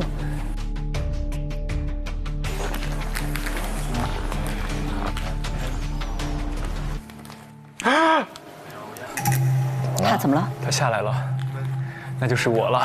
你是要充能吗？击个掌。耶！加油！加油！加油！加油！加油！加油！看你们了，全组的希望！加油！加油！哦，加油！加油，朗子，相信自己。没问题，程朗。狼子来了，走吧。走了。放一台阶。等到最后一个不紧张了吧？等到最后更紧张了，已经。为什么？不知道。叶老师，这是我们今天的最后一位实习生。你好，我们刚才见过面了。对，刚才见过面。您吃过了吗？我吃过了。要不要吃点东西？因为我怕待会儿我们可能这个头脑风暴的时候吃点东西的话转得更快。看来你还准备了一些很尖锐的问题是吗？没有，因为我也想吃，刚好我们一块尝一下。好好，很松弛。这是缓解紧张的手段吗？没有。你不紧张是吗？刚好。哇，这么松弛，还得吃东西。他刚才问易老师有没有吃晚饭，然后给易老师点零食。和他之前的紧张形成强烈的反差。其实我上来之前挺紧张的，但是我上来之后我就觉得也没什么可紧张的。因为我是最后一个嘛，因为我有充足的时间去准备我的一个采访提纲，但我觉得其实我现在更想去把我的采访提纲扔掉，然后我们做一个就是简单的聊天吧，就是与其说是一个访谈。为什么你不满意你的采访提纲？一部分吧，但我觉得我更想的是我用当下现在最真实的状态，我不想想着那个稿子，我就想跟你聊天，而不是说我去问你问题、采访你，然后从你这儿获得我可能曾经听过的答案。所以我现在决定把这稿子放下，然后我们就这样开始聊。完成了，我们可以开始了啊！3、2、1，好，说话。嘿，易老师您好。你好。很高兴又再一次的见到你。这种松弛很宝贵。为什么是再一次呢？来，请坐，请坐，请坐。因为其实，在去年年底的时候，我非常有幸参加到了一档综艺的录制。火星吗？对，是的，对，我就特别有缘。你知道，我记得那期当时是我听到有易老师来的时候，我特别激动。哦，因为我感觉哇，有种意外之喜。曾经我在自媒体上刷到过很多有关于易老师的一些切片，所以我其实特别想要拥有一个机会去真正的了解易老师是一个什么样的人。刚刚为什么我们要握个手呢？因为当时在那期综艺的录制当中呢，您说到，就是你在一些1v1的采访当中，你会感觉到非常有压力，非常紧张，所以希望通过我刚刚那双手一个正常的温度，能够让你感觉到放松一点。不错，是个不错的状态。我觉得还不错，开场不错。他找到一个点，但是易老师也有这个自己的经历在里边，讨喜，非常好，对啊。首先，我想进行几个简单的快问快答。第一个，您觉得您喜欢做一个主持人吗？您的答案是喜欢做一个主持人。哎，我从来没有想过这个问题，因为你怎么界定的主持人和你认为的主持人是哪一种？因为我们主持人细分很多种的。比如说，或者换个问法吧，您觉得您喜欢你现在的职业吗？他不适合问快问快答。就快问快答有时候可能适合像梁田这种感性的或者偏娱乐一点的这种太理性，他会把你这个问题先分析一遍。对，他要求我这个答案有没有漏洞，不能让你抓住漏洞。换个问法吧，你喜欢你现在在做的事情吗？我接受，接受。你接受，就是在这背后没有热爱在吗？因为我现在做的事情并不只是单一的去做采访，我现在有很多种其他的工作。明白。所以我接受现在的生活状态。好，来第二个问题，就是其实我们在网络上，我们搜“易立竞”这3个字的时候，往往出现的一堆形容词，比如说像冷静、理智、冷酷，或是一针见血。您觉得在这些形容词里边，有哪些是比较贴切你自己真实的状态呢？我觉得可能都有点儿，因为人是复杂的，因为人是圆形的，它不是一个切面，它可以严肃，也照样可以有趣，这不矛盾。那你觉得还有什么说漏的吗？就是网友对你就是说的一些形容词，你觉得你自己还想给自己加什么样的形容词在自己身上呢？其实人是不太了解自己的，人了解自己是很难的。那我觉得我可以给你一个答案，我觉得是漂亮。谢谢。对。他要问什么？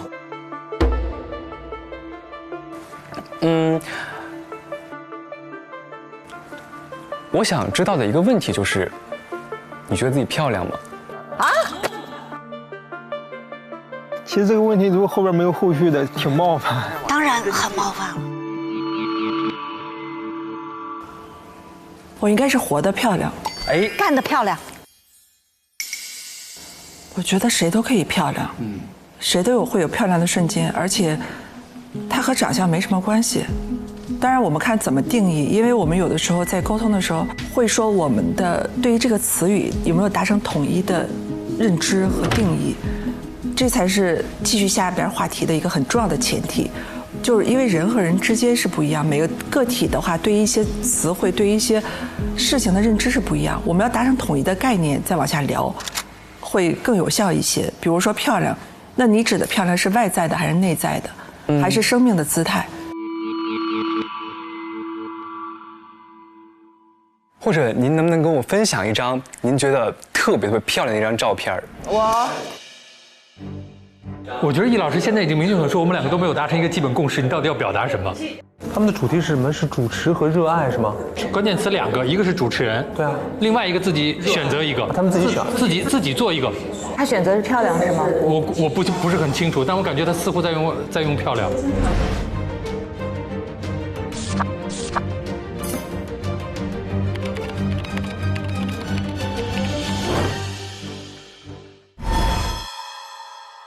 因为我觉得我特别想要通过这次机会，我去了解更多关于你的故事。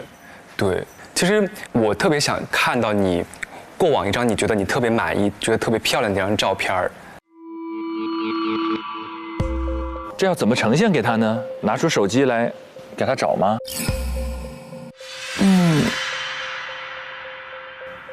我觉得现在拍就可以。每一步都给他救回来了。您觉得当下这个瞬间很漂亮是吗？是的，因为我在工作中，我会欣赏我自己在工作中，或者叫我接受我自己在工作中的样子。明白。其实“漂亮”这个词儿，在你作为主持人这么一长段时间里边，您觉得它会给你带来困扰吗 ？Oh no！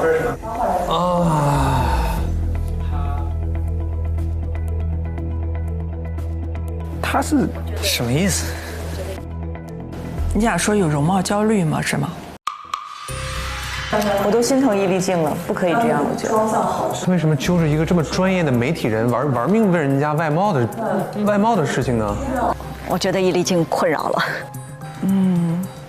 我在出镜之后的话，没有考虑过这个问题，因为我知道我在做什么。我在做的是采访，我要输出的是内容。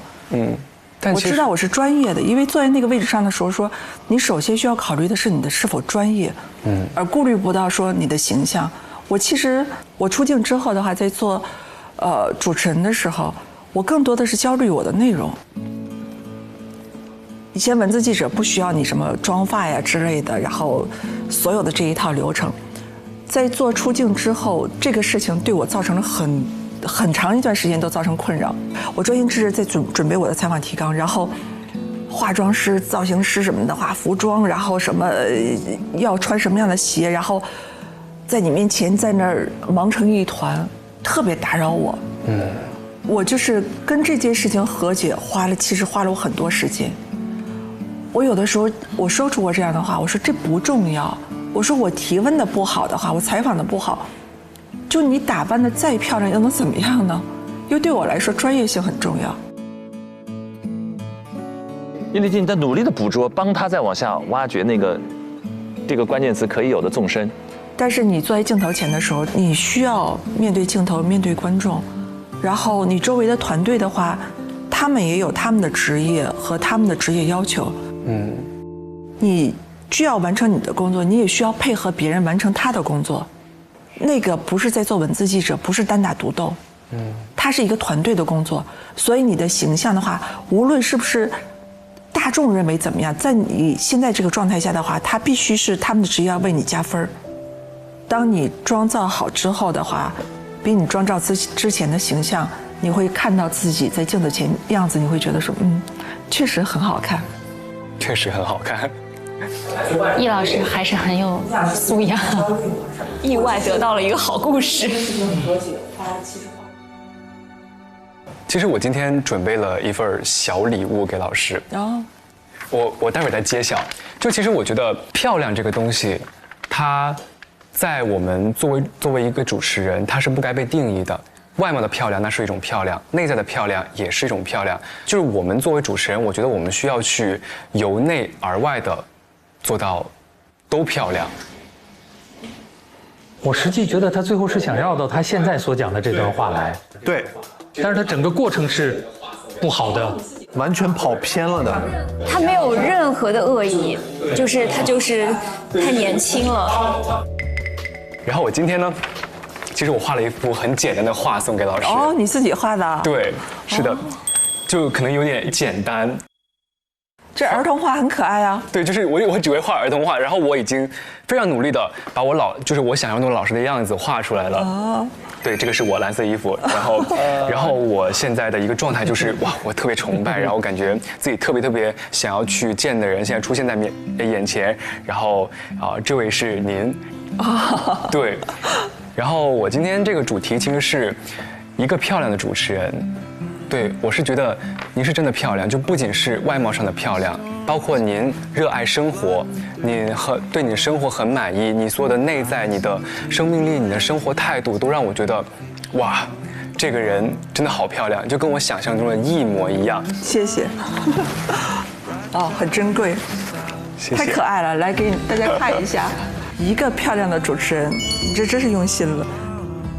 我也特别感谢您，就是今天能在这里跟我分享一些关于你在做主持人的一些心路历程，我觉得那也是一个非常漂亮的故事。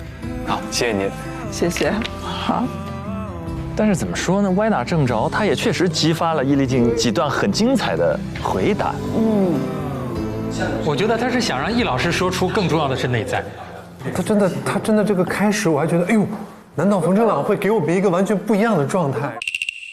可是我听到后半段的那个访谈，我是真的很难受。这边老师好，易老师，你们好，辛苦了，易老师。好久不见，辛苦你了，辛苦你了，太不容易了，好久不见。易老师，你好，您坐，请坐。好。采访一下您的感受。我的感受好难，太难了。我感觉您在忍耐。没有，就是会试着调整自己，就是说，哎，他们是学生，是年轻的孩子，就是你需要有一些耐心。这中间的话，可能都会有一丝丝的就觉得说，哎，就是这样的一愣的瞬间。哎，然后他大3，对，真的就是这样瞬间。哎，然后，但是就是稍微又回来，就是他大3，我就一直在提醒自己，我一直在，你知道，就因为我的累就在于说，我一直在提醒自己说，哎，他大3，然后他新人，然后他那个什么，他在努力了。我觉得他们几个是用了不同的路径，就是在跟我建立连接。相对来说，就是这3个人里边，你觉得相对来说谁好一点？我觉得从整个场能力，反倒是冯成朗。他其实一直在试图做的是那种连接，然后他只是不知道那个度在哪儿。对，分寸感不好。对，他那个度不知道在哪儿。他的内容里头的话，他内容是错的，方向是错的，但是他的那个情绪和他想要链接的那个主题，它的完整性，和他试图去找到的那些情绪的东西，它是完整的，在我感受到，就是标准不一样。我在面对他们仨的时候，我就在想说，这个时间段内，然后说哪个能调，哪个能调到能调哪方面。我其实想的是这个问题。理解。对。谢谢，辛苦了。谢谢易老师。张希老师和白雪老师说啊，我们都对易经老师发生了改观。刷短视频刷多了。我都是看您长篇节目的。好难，你们更难了。我们还要再待一会儿。对，你们继续好不好？难题留给你们，拜拜。好，易老师再见，拜拜。复盘了。这个很重要哦，因为我们待会儿投票，很多线索在里面。我们来评一下每组的情况。2个组的第一要出来，因为他们是有相应的拿到积分的，以及2个淘汰。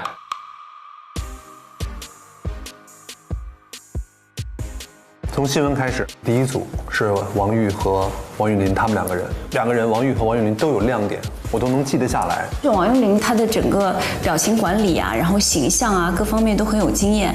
王韵林语流都很顺畅，然后王玉她其实是挺有掌控感的。那么对。同时呢，老主任刚才也提出了，其实我们从平台方和我们的监管方，我觉得易家也不错。他从心理角度反过来想，那很多小孩做成人打扮，这个角度非常好。我觉得他有一个问题，就是他左右嘉宾的观点已经。我想提出一点，我觉得比较单。这个是不行的。从感官上来说，张诗雯非常大气，而且台风极其稳健。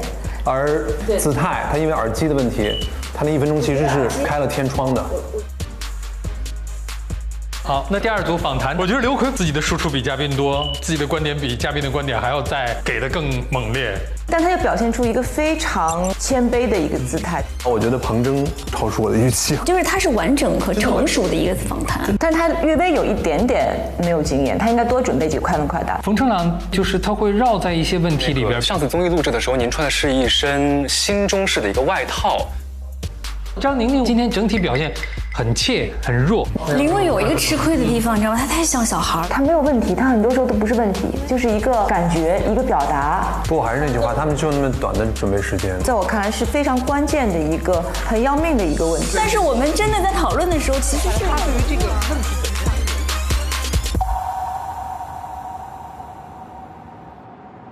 先简单聊一聊我们刚才看到的这一趴对伊丽静老师的采访，3位实习生的表现，好不好？我可能会更喜欢杨凌卫一点。凌卫，你是一如既往。凌卫可能相对来说他紧张一点，但我跟他采访，但是我大概能知道他在想问我啥，或者他想通过我这知道啥得到啥，可能他对我来说更明确一点，这是我的感受。我可能也和志胜哥的想法差不多吧。而且我觉得其实那个凌卫他中间不是出了点小状况吗？但是他很好的在那个状况当中又进行了一些调整，然后后面问的问题也越来越好，而且我觉得他后面问的问题是能让嘉宾能够互动起来的，而且也是非常具体实际的问题的。是的，我也是觉得这个杨凌卫，首先觉得他跟之前其他的选手不一样，是我觉得他的声音特别的温柔，这也是他自己的一个特点，他非常没有攻击性，他非常甜美的声音可以让你放下防备。然后确实是刘奎和这个程朗，他们2个会陷在自己的这个执着的这个概念词里面被框住禁锢住了，就是会有一些生硬。子琪呢？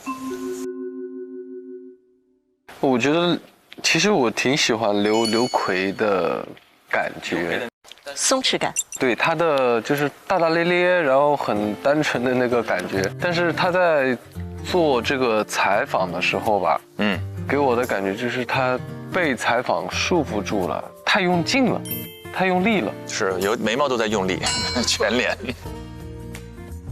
对，我觉得可能出发的那个位置不一样，有点。但是我觉得他如果改变了这个观念，可能会更好一点。对，就能调回来。我其实同意你的说法，我觉得刘奎是有潜力的。因为大家都是新人嘛。对。所以多看2遍自己的访谈，我觉得会有改变。有潜力。确实，他是有好奇心的，而且他能记住很多的细节，像他给伊丽静老师泡了茶那些的，都是很拉近好感的。今天我们得先做出我们的职责，我们要做出推理，2组各自第1名是谁？我们需要一个答案，一个名字。我觉得我们是不是达成一致了？已经一致了。我们先从近的开始，好不好？人物访谈组5位，大家觉得谁拔得头筹？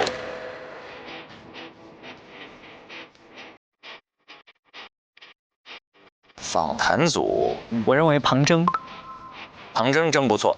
候选人庞征，就是那个旁观者清。旁观者清，第1名确实是庞征。对，有没有人对庞征构成挑战？我觉得凌卫可能稍微有点挑战，但没挑战下来。但庞征就像全林老师刚刚说了一样，已经可以是上班了。行，那这组我们先来投票吧。觉得庞征是这一组第1名的，请举手。6票，全票通过。好了，那然后是第1组新闻播报组，这一组稍微有些久远，我们可以回忆一下。我选诗雯，我也是，我非常坚定的选择加一。哇，诗雯真的棒，大局风范，他没有什么失误，而且一直在带着猴子态，然后叫3个方向上都稳妥，还有领导力，有现场的控制力可是单独播的这位雨佳，其实前半段表现得非常好，但是有一个小小的瑕疵在提问的环节。那这一轮我们也完成投票，我们认为播报组是第1名的张诗雯，请举手。呵，又是全票通过。咱们现在加油团真是卡的整齐，就是我们是一个团结团。那接下来我们选举一位，推选一位，好不好？哪位在我们的名字上盖上印章？李沁是不是我们的飞行嘉宾？哦，是的，是的。既然是飞行嘉宾，我们让李沁来投上这一票。很荣幸第1期就加入大家。然后 ，OK。漂亮，好了，那接下来我们一起走入今天的最后一段 VCR， 看一看最终的导师选择结果。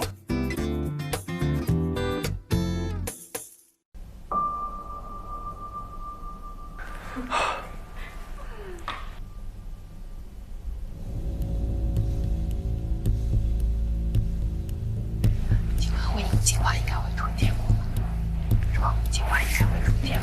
好。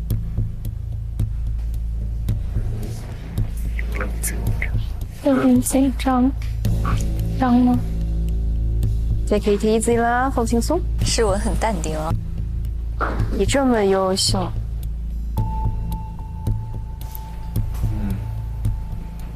为什么我感觉我们这一季压力这么大？是我的错觉吗？是因为我体会在其中了吗？可以看出新闻行业、传媒行业是非常卷的一个行业。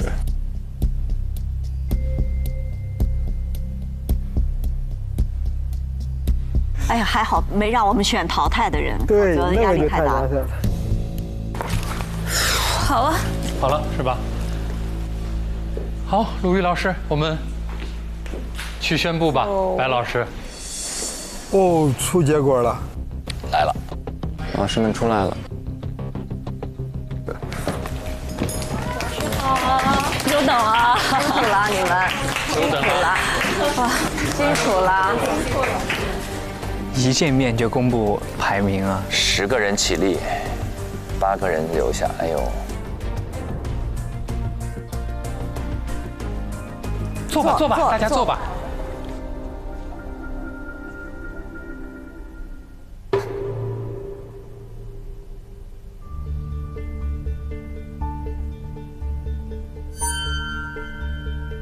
看谁今天会离开？太狠了！哇，大家久等了，辛苦了，期待了很久，确实我们也商量了很久，整个结果对于我们来说也是非常艰难的一个决定。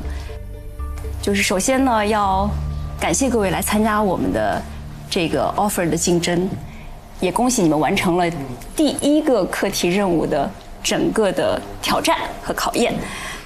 其实今天你们所有人的表现有给我们惊喜的地方，但是也确实有很多不尽人意的地方。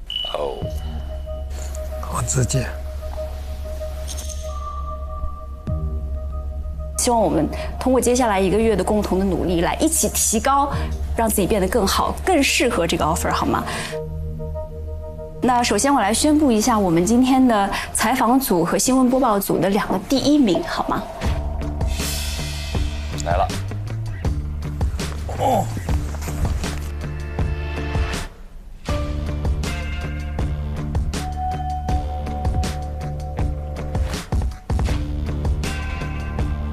那我们新闻播报组第1名是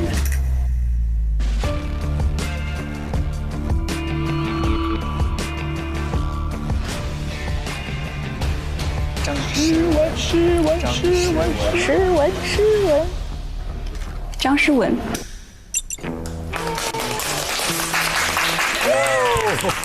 哇，厉害厉害，灯亮了一半了。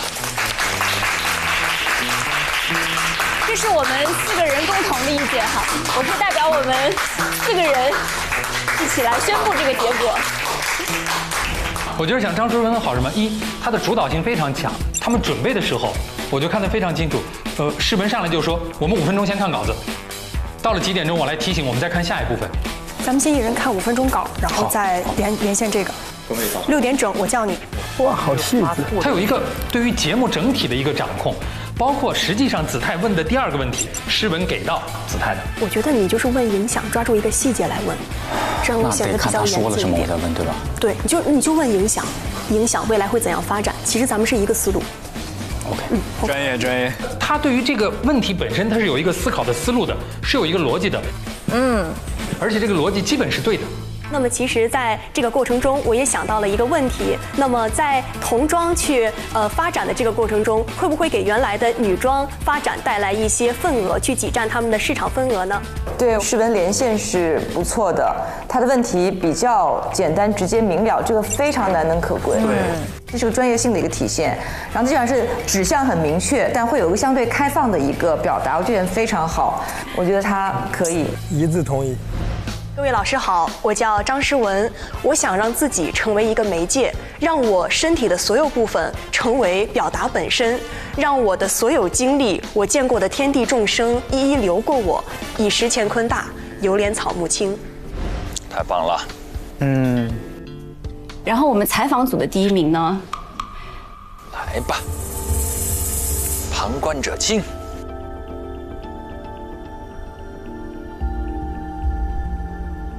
你们有感觉吗？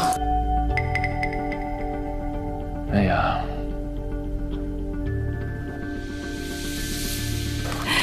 恭喜庞真，恭喜庞真！第一盏灯亮了，也要恭喜我们第一盏灯旗开得胜。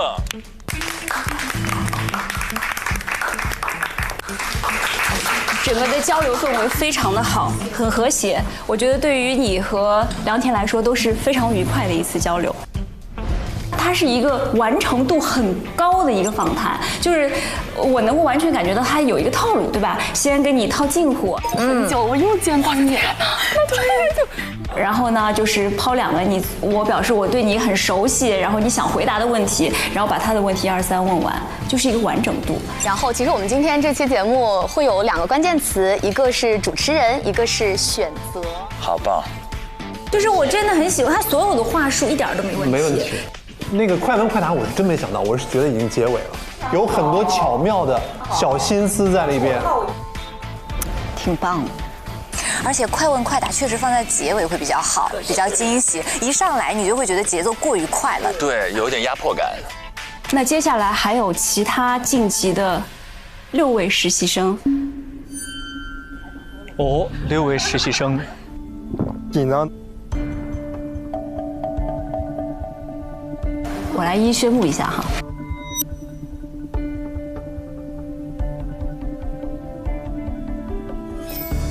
侯子泰，侯子泰，侯子泰，侯子泰是留下了对吧？第3个晋级。但是我必须要说，今天你们几位老师觉得他的表现怎么样？太松弛了。啊？师姐，我在等你读 A。我好像听不清耳麦的频率。我也是，我这耳麦掉了。说的好是松弛，说的不好就是实在真的没有求生欲。对不起，老师。所以你今天要好好谢你的搭档。好，谢谢诗文姐。但是也因为你的表现，让我们觉得张诗文特别棒，所以你衬托了他，没有比较就没有伤害。子泰晋级了，有没有说明播音组可能就全员晋级？啊，那采访组要淘汰2个？按照这个逻辑，就像这样哦。好，接下来第4个。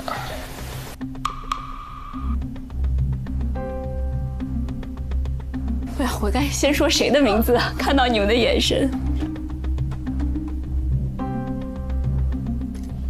杨林卫。林卫。快要哭了。谢谢老师。林卫非常棒，算是访谈组的第2名，应该实至名归。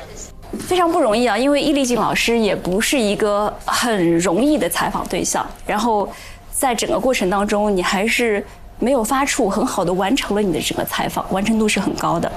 只剩一颗悬着的心放了下来，踏实了。接下来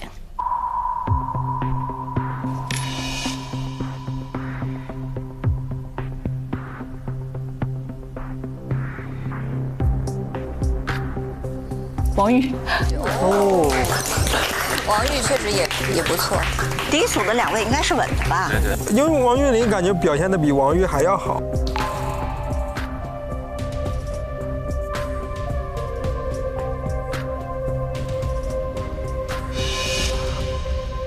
老师，我有什么问题吗？就直接给我了。我们每人都记了好多。对，我觉得太长了。对，我们回头慢慢跟你们说吧。对，现在就晚了。但你记得你们2个结束的时候，我是第一个给你们鼓掌，是吗？对，我给我很大鼓励。对，你跟你的搭档搭配的非常好，你也要谢谢你的搭档，你的搭档也非常出色。感谢。好，所以接下来就是给搭档的。王岳霖是吧？王岳霖，岳霖听到这个时候我也稳了。王岳霖今天表现非常出色。谢谢各位老师。接下来，我只有2个了。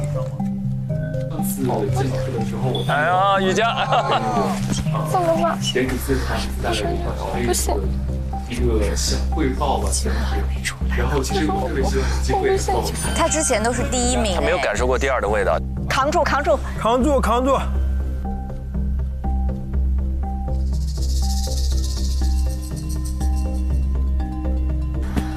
他担心他的后半段。雨佳，雨佳。接下来，李雨佳，李雨佳。啊，真的吗？耶！哎呀，高兴了！谢谢老师。确实有需要提高的地方，但是前面的播报还是非常亮眼的。好，谢谢老师。回头慢慢聊哈。好。播报确实播得特别好。好，接下来，刘奎、程朗、宁宁。哎呀，这3位，只剩最后1个了。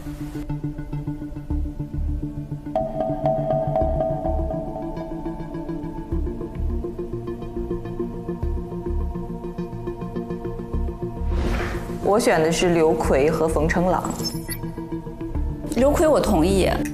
我觉得刘奎犯了做访谈的几乎所有的大忌哦，自己的输出比嘉宾多，他所有的声音都是含在嘴里的。时代的大背景送你之下，真的日光之下无心事。所以刘奎我们是没有异议的，是吗？刘奎没有意见，也就是程朗和宁宁之间。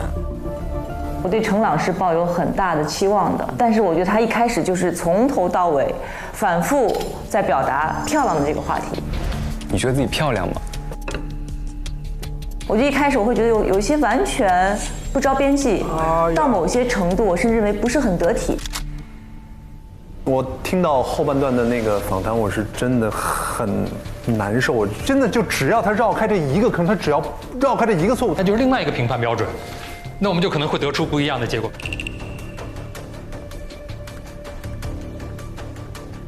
我很同意大家对于他在整个这段采访当中的表现是毫无分寸感，但是被访者他都会觉得说他身上有某种特质是适合做主持人的。我觉得第3个冯程朗，他把整个场串起来。我的感受说，我说你适合主持综艺。他的那种阳光和放松感是有演员的，是讨喜的。我同意你说你把它放到某个地方，他的形象可能是讨喜的。但他今天这段访谈，他真的触犯了一个在我看来是非常关键的一个问题。这是激烈辩论。对。你觉得张宁宁适合做幕前工作吗？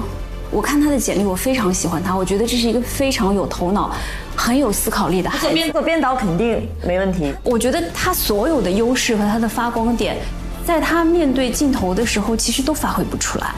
你说的很对。不适合大屏，尤其。今天整体表现很怯，很弱。宁宁其实本来也没那么好。但是有人反衬出来了。对，在这一波，他可能从我这儿来说，可能侥幸过关了。我说冯程朗，如果这个访谈是在5分钟、10分钟内收，其实他不差。所以我是很失望的。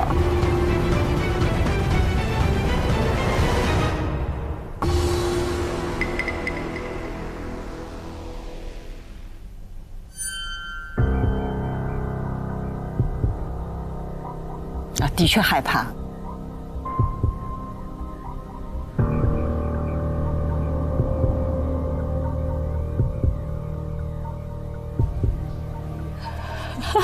冯晨朗，冯晨朗。冯晨朗和宁宁并没有说谁绝对比谁好多少，但起码冯晨朗他至少出来的前5分钟，我是觉得眼前一亮的，超出预期的。因为他年纪最小，他面对易立竞这样一个前辈的时候，他反而显示出了一种不寻常的淡定。他的那个情绪和他想要链接的那个是完整的，在我感受到。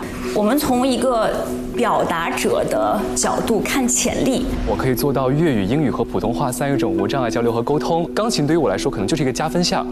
它是双语播音，还没有到英语的环境呢，它的优势。我就喜欢站上舞台的那种感觉，我也非常享受，就是在幕后的每一个瞬间，就只要让我做件事，我觉得哇，好开心啊！也很真实，有这样的形象配上他的性格，其实还蛮讨巧。张宁宁不适合去采访别人，可能更多的是适合自己去表达。梁田的采访很多是梁田在帮他补，而不是他在引导梁田去讲他的故事、他的经历。仅以这场比赛表现论胜败，他可能是这5个人里面最弱的一个。哎呀，冯晨朗。哇，那宁宁和刘奎走了。你是觉得你要被淘汰了吗？我已经准备好买票了 ，I want to buy a ticket and go to home right now。临别赠言都想好了吗？对，我特别希望有机会能够跟老师们讲一下我的一些小的想法，但我觉得讲起来的话可能会比较长篇大论。今天实在没时间了。对，坐吧。谢谢谢谢谢谢。好残酷啊！哎，太残酷了。所以我们已经把能够晋级到我们的实习阶段的实习生的名字都公布了。那接下来我们还有2个公牌，非常感谢刘奎和张宁宁能够来参加我们的这次的竞选。来，刘奎，谢谢老师，留作纪念好吗？好，谢谢老师。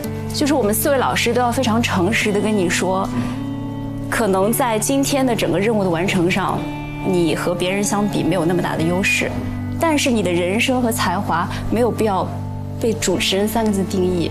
或许在别的平台有其他的机会。就是我想哈，如果是徐志胜来参加我们今天的这样一个节目和竞选的话，也未必能拿到 offer。我可能都入选不了这10个人。所以继续加油。好，特别感谢老师们，感谢。谢谢老师。我们真的都非常的喜欢你。然后你也是一个非常成熟的表达者。但是表达也不一定要以主持人的方式来表达，你是一个我们心目当中真正的 KOL、Key Opinion Leader 意见领袖，所以继续用你的方式去表达和影响更多的人。谢谢老师。但宁宁其实她的那个还有内在的。各位老师好，我是张宁宁，现在是清华的一名硕士生。我觉得其实，在电视台里面的实践是非常有责任性的表达。相信大家都非常，我是觉得能够去更加的突破自己，去让表达更加的有厚度，更加的有力量。欢迎来到今天的节目，我是张宁宁。虽然我不是一个科班出身的主播，知道我表现很差，不是很差，怎么会宁宁？但是我会觉得在这里已经非常荣幸了。未来，我希望能够成为最真诚的讲述者，更多的人看到内容背后的力量。喜欢你所有的思考、观察和表达。未来还会再见。宁宁的思考性和思考能力是在的。大家好，我叫刘奎，来自南京艺术学院。我不是一个好的表达者。刘奎，哎呀，在过程中我也能够感受到话语空间状态存在的差异。赵老师您好，能我有这样的机会跟易立竞老师这样的交谈，我觉得形式之外，内心很多东西，老师真的有在很真诚的给我方针和指导。未来努力成为一个有特点的，能够真诚交流，给别人带来温暖或者说快乐的主持人。挺残酷的，其实这俩孩子都能带，都有成长性。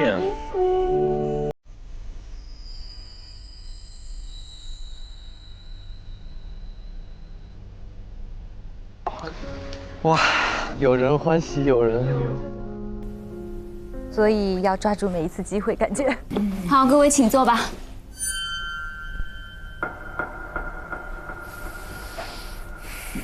现在要正式欢迎大家进入到我们东方卫视的这次实习。其实我们已经见过很多面了，但是还是要正式的和大家自我介绍一下哈。我是东方卫视的主持人、制片人陈晨。我第一次进这个楼就在2002年，那一路我也主持过各种各样的不同类型的节目哈。那我是第一次做带教老师，真的是一个非常重的职责。然后昨天我和我家属沟通这件事，因为我家属是一个大学老师，我跟他说该怎么教这个年龄的孩子们，他说高要求高支持，所以如果真的要求太高的时候，请大家多多包涵。挺好。好，我是上海广播电视台新闻综合频道主持人臧希，是一个爹味儿很浓的带教老师。希望未来的1个月的时间里，跟大家多多的沟通。大家有什么想了解、想问的，可以随时随地来找我，我也很愿意和大家交流。更希望从大家很多00后的身上学到一些我现在可能已经落伍的东西，好吧？谢谢。我是东方卫视的新闻主持人白旭旭。18年前的这个时候，陈真老师目送着我离开了这栋楼里的一个舞台，跟他们两个的境遇几乎是一模一样的。但是人生就这么奇妙，我离开了这里的舞台之后，兜兜转转，我一路竟然成了我从来都没有梦想过的东方卫视的主持人。好家伙！所以你们今天在这里，不管最终有没有拿到 offer， 你们人生都开启了全新的一页。所以要充满信心，好好利用这1个月。如果专业的知识方面需要求教的，找他们3个。我能教给你们更多的是我的经验和感受。所以我们接下来1个月加油努力，希望你们最终都能得到一个全新对自己不一样的认知。然后要隆重介绍一下我们本次的特邀带教老师。资深媒体人、著名主持人，你们看着他节目长大的鲁豫老师。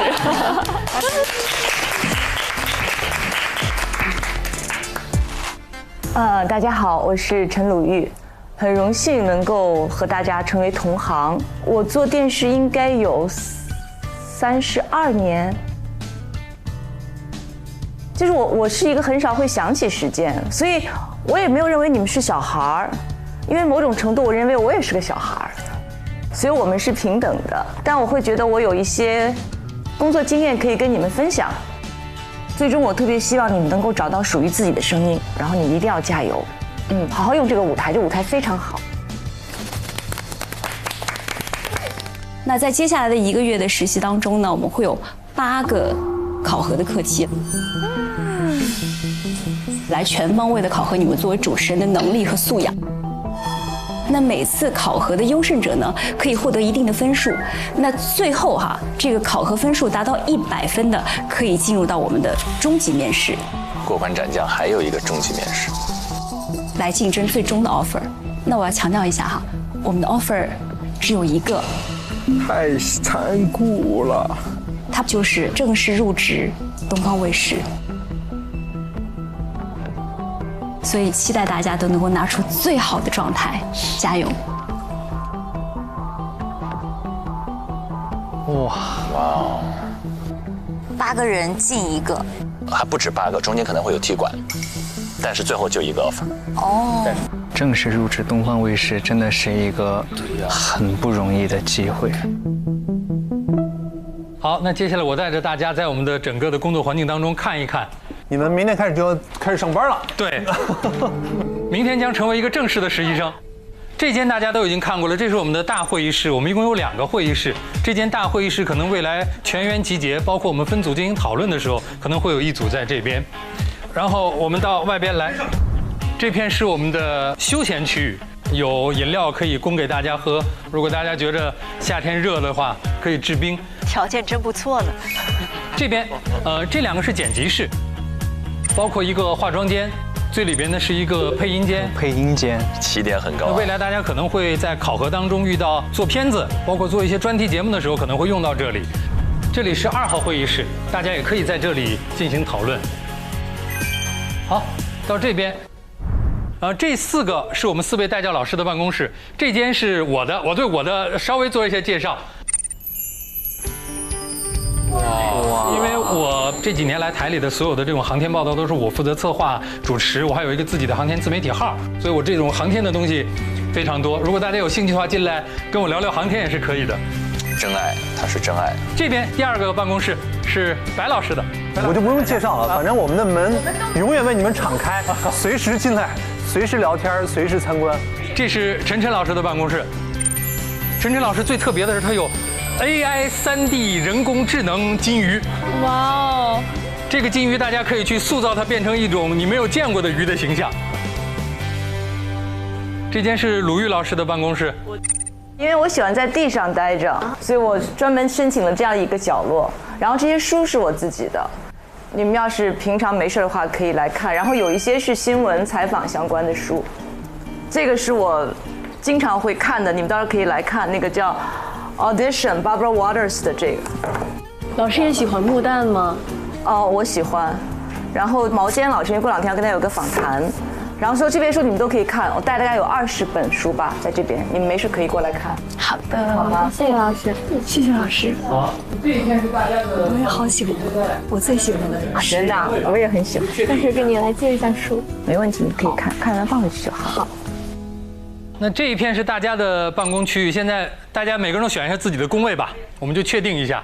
挑工位时间，熟悉的选工位。大家来选择一下。那我选这儿吧。我做亮堂一点的地方吧。我跟你一起吧。那我就选这里了。哎。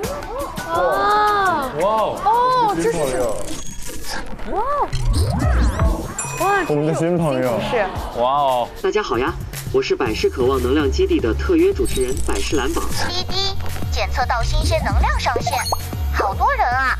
这是我的好搭档，超会整活的百世酷宝。希望未来你们也能在这里找到属于自己的渴望。大家随时可以来找我玩。从今天起，我们就是并肩作战的渴望同盟啦！好，让我们一起努力吧！加油！加油！对了，还有一份神秘惊喜，有请我的好朋狗登场。哎，在那儿不？哇，一只机器狗哎！这是我们的入职礼物吗？哇，没想到还有入职礼物。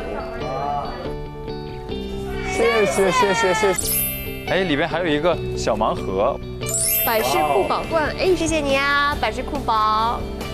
希望你们每个人都能在这里开启属于自己的闪光时刻。祝大家实习生活充满渴望，满载可能。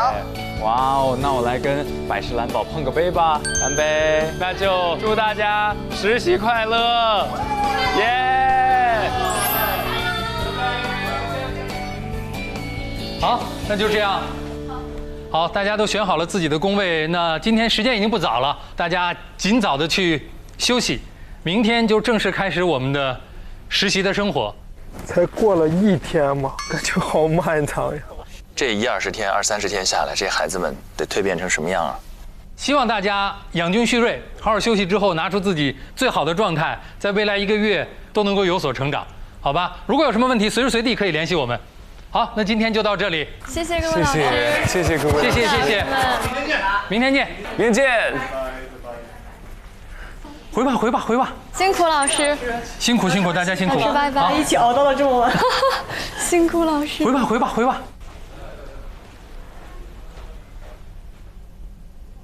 没事，我跟他聊2句。好的。我今天看他表现完之后，想跟他聊2句。来，坐。好。我们就这么做吧。对。在针对性的。你是不是对今天自己表现不满意？哇。哎呀，说到这我有点想落泪了。其实我今天会觉得，就是我整体的状态，我一下来我就会觉得我应该表现的比今天表现的更好，而且我也觉得我可以做到。我跟你说，你今天整个播报非常的好，极其松弛到位，包括你的语气、语音、语调，就是你是真的在表达和交流。问题出在哪儿？就是我觉得你这个第1名是你过去的那个学习能力的证明，但是你没有必要把这个第1名就变成自己的一个标签，不是什么事情都一定要第1名，要最好的。所以我特别想跟你说，你接下来一定要平常心。平常心，就是你，因为你想要，不好意思啊，老师，没事啊。哎呀妈！就是你一定要放平自己心态，有时候太高的要求，欲速则不达。可能是我自己对自己的要求。我觉得其实我是一个非常敢要的人，就是如果这个机会没有到我这儿来，我就去争取；如果它到我手上，我一定不会让它放走。我是这样的一个性格。我确实要思考一下，是不是这个第1之前给我的光环变成了现在我做的一个枷锁。对，所以就是你一定要平常心。还有就是，我就觉得你给自己压力太大了，所以我一定想要跟你说这个话，放轻松。谢谢老师。哎，我想抱抱你，谢谢。平常心。好，我慢慢调整我的心态和我的想法和我的思路，接下来我会努力的。谢谢老师。你已经很优秀了，不要对自己要求那么高，好吗？好，谢谢老师。哎呦，我就是个泪点很低的人，泪点有点小低。我也是。哎呦，挺好的，今天是一个非常好的经验，对不对？对，我觉得这个事情当中去寻找新的力量。对，我觉得我要早点体验这个事情，然后之后才能知道，要不我得一直错下去。就是您这样一点拨我，我就知道接下来该怎么去改了。没关系，社会一定会教育你的，时时早早会有这一刻。但是我还是希望你能够放松，并且就是不要因为这个事情又妄自菲薄了，还是知道自己很优秀，没有配不上这个牌子。谢谢老师，那我先走了，老师拜拜。太棒了，于姐，好苗子。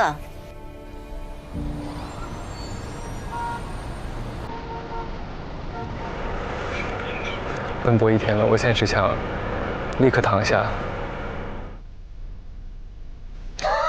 立刻躺下。哇，可以，太豪华了吧，这也。他们还要在宿舍里也被拍啊？对，全方位，这么多天他们同吃同住同工作。天哪，天哪，好困。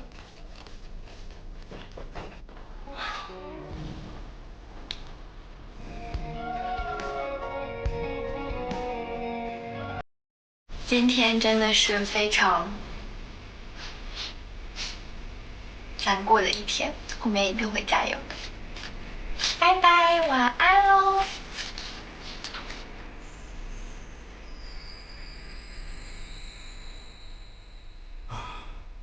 真的是就是初遇皮毛，但是已经要说再见了。这个真的这个伤感的音乐怎么会从第1期就开始响起？但这就是这一季，好可惜。但是不管怎么样，我们首先为自己鼓一次掌，好不好？恭喜我们加油团，第1期推理成功，2位我们全部命中。接下来我们要请百事酷宝为我们点亮本季第1个渴望灯牌。哦，看看。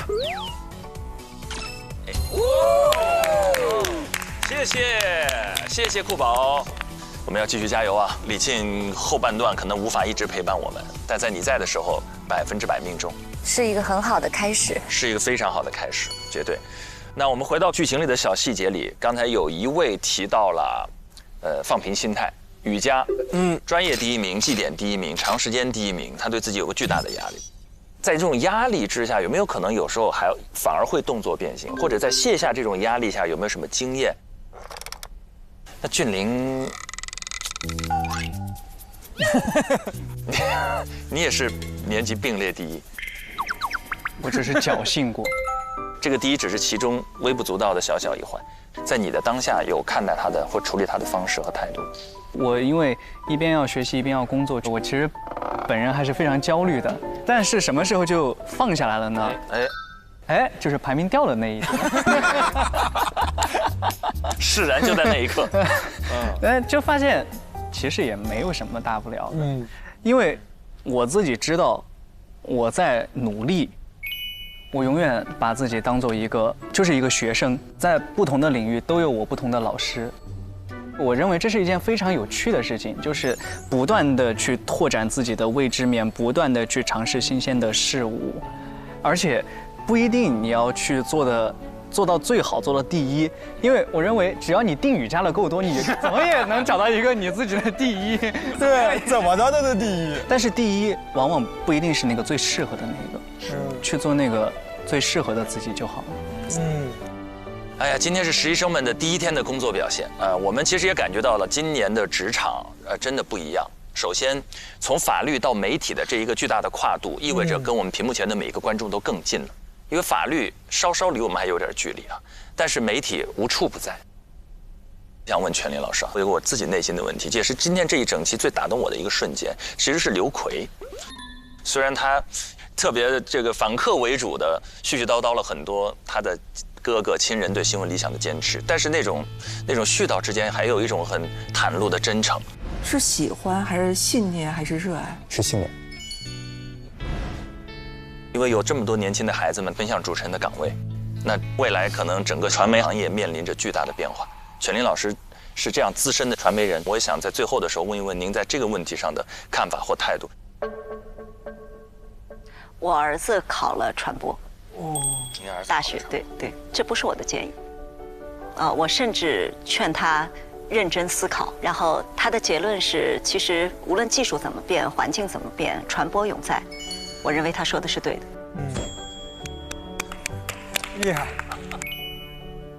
谢谢全林老师最后给我们的坚定，感谢。渴望就可能，心动就发生。本节目由酷爽带感点燃无限渴望的百事可乐冠名播出。好了，今天的第一期就到这里。我们谁都没有想到，到第一期刚刚初见就迎来分别，但接下来他们面临的每一个考验，可能都比今天要更残酷。从明天，他们就要正式踏上自己的工位，展开为期1个月的实习生活了。他们会面临怎样的挑战？我们拭目以待。各位，今天节目就到这里，拜拜，我们下期见，拜拜，拜拜。这一次的考核内容，新闻专题节目的选题策划，就是要考验大家全方位的能力。本轮考核分为宣讲和辩论2个部分，你们8个人呢会分为2个组，获胜那个组的4名实习生会获得10个考核积分。就首先你要展示你自己的方案，除了要坚定自己立场之外，还要去寻找对方的软肋和弱点。要好看了，要好看，这下有瓜吃了。我们的这个组长分别是张诗文和庞真，上一个课题的第1名。我们尽人事，听天命。我觉得我们现在做到最好就可以了。我们肯定能赢。就只有一个字，就是赢字。这次必须要拿下。这个课题我也想要拿到分。当然可以。情绪价值、情绪经济，可以撸猫撸狗啥的，那个感觉会比较普遍。我觉得宠物殡葬是可以说的，可是没有养宠物的人可能就共鸣不到。很火的情绪经济就是骨子，盲盒经济这块先不碰了。我是说未来你不做一个展望吗？节目不是论文，我们把一个点说清楚就好。就是在一个节目里，你真的不能既要又要。不是，我既要不是哪个既要又要了。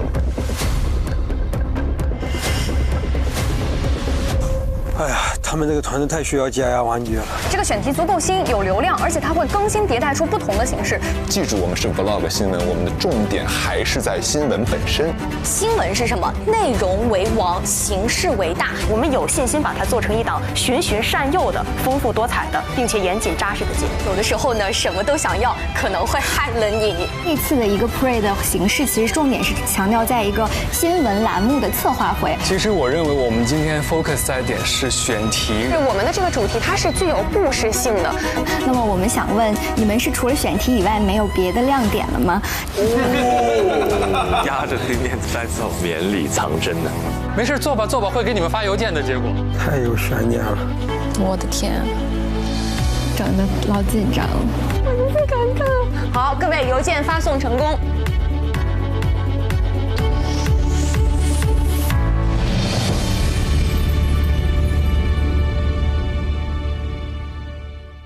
渴望就可能，心动就发生。本节目由酷爽带感点燃无限渴望的百事可乐冠名播出。华为全新旗舰平板电脑 MatePad Pro 5G 强光炫光，轻松大手笔。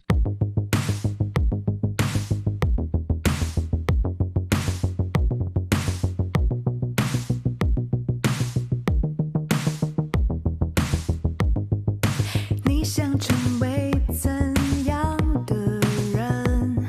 在追逐的梦怎样成真？你带着对未来的疑问，奔跑着，前行着，坚持着，拼搏着。你可以打破极限，用尽全力闯出上微博搜索“令人心动的 offer”， 最优解的资讯等你解锁。上微博参与令人心动的 offer 话题讨论，选出你看好的主持新生，见证最终 offer 的诞生。上微博带话题“令人心动的 offer”， 分享出面篇名场面。更多节目精彩资讯尽在新浪娱乐微博综艺、新浪综艺。上新浪新闻客户端搜“令人心动的 offer”， 看节目更多精彩内容。百度一下你就知道，上百度 APP 看百度热搜 ，get 更多热点内容。独家中文百科合作伙伴百度百科，上百度搜索“令人心动的 offer”， 精彩内容尽在百度百科。上知乎搜“令人心动的 offer”， 解锁更多精彩讨论。上前程无忧51兆，收获心动的 offer。9月12日起，周五、周六12点 S VIP 更新，19点 VIP 更新，会员抢先看一周。周日12点 S VIP 抢先看加更版，19点 VIP 会员专享，享更多精彩内容。周一12点 S VIP 抢先看衍生，陪你看 offer。19点 VIP 会员专享，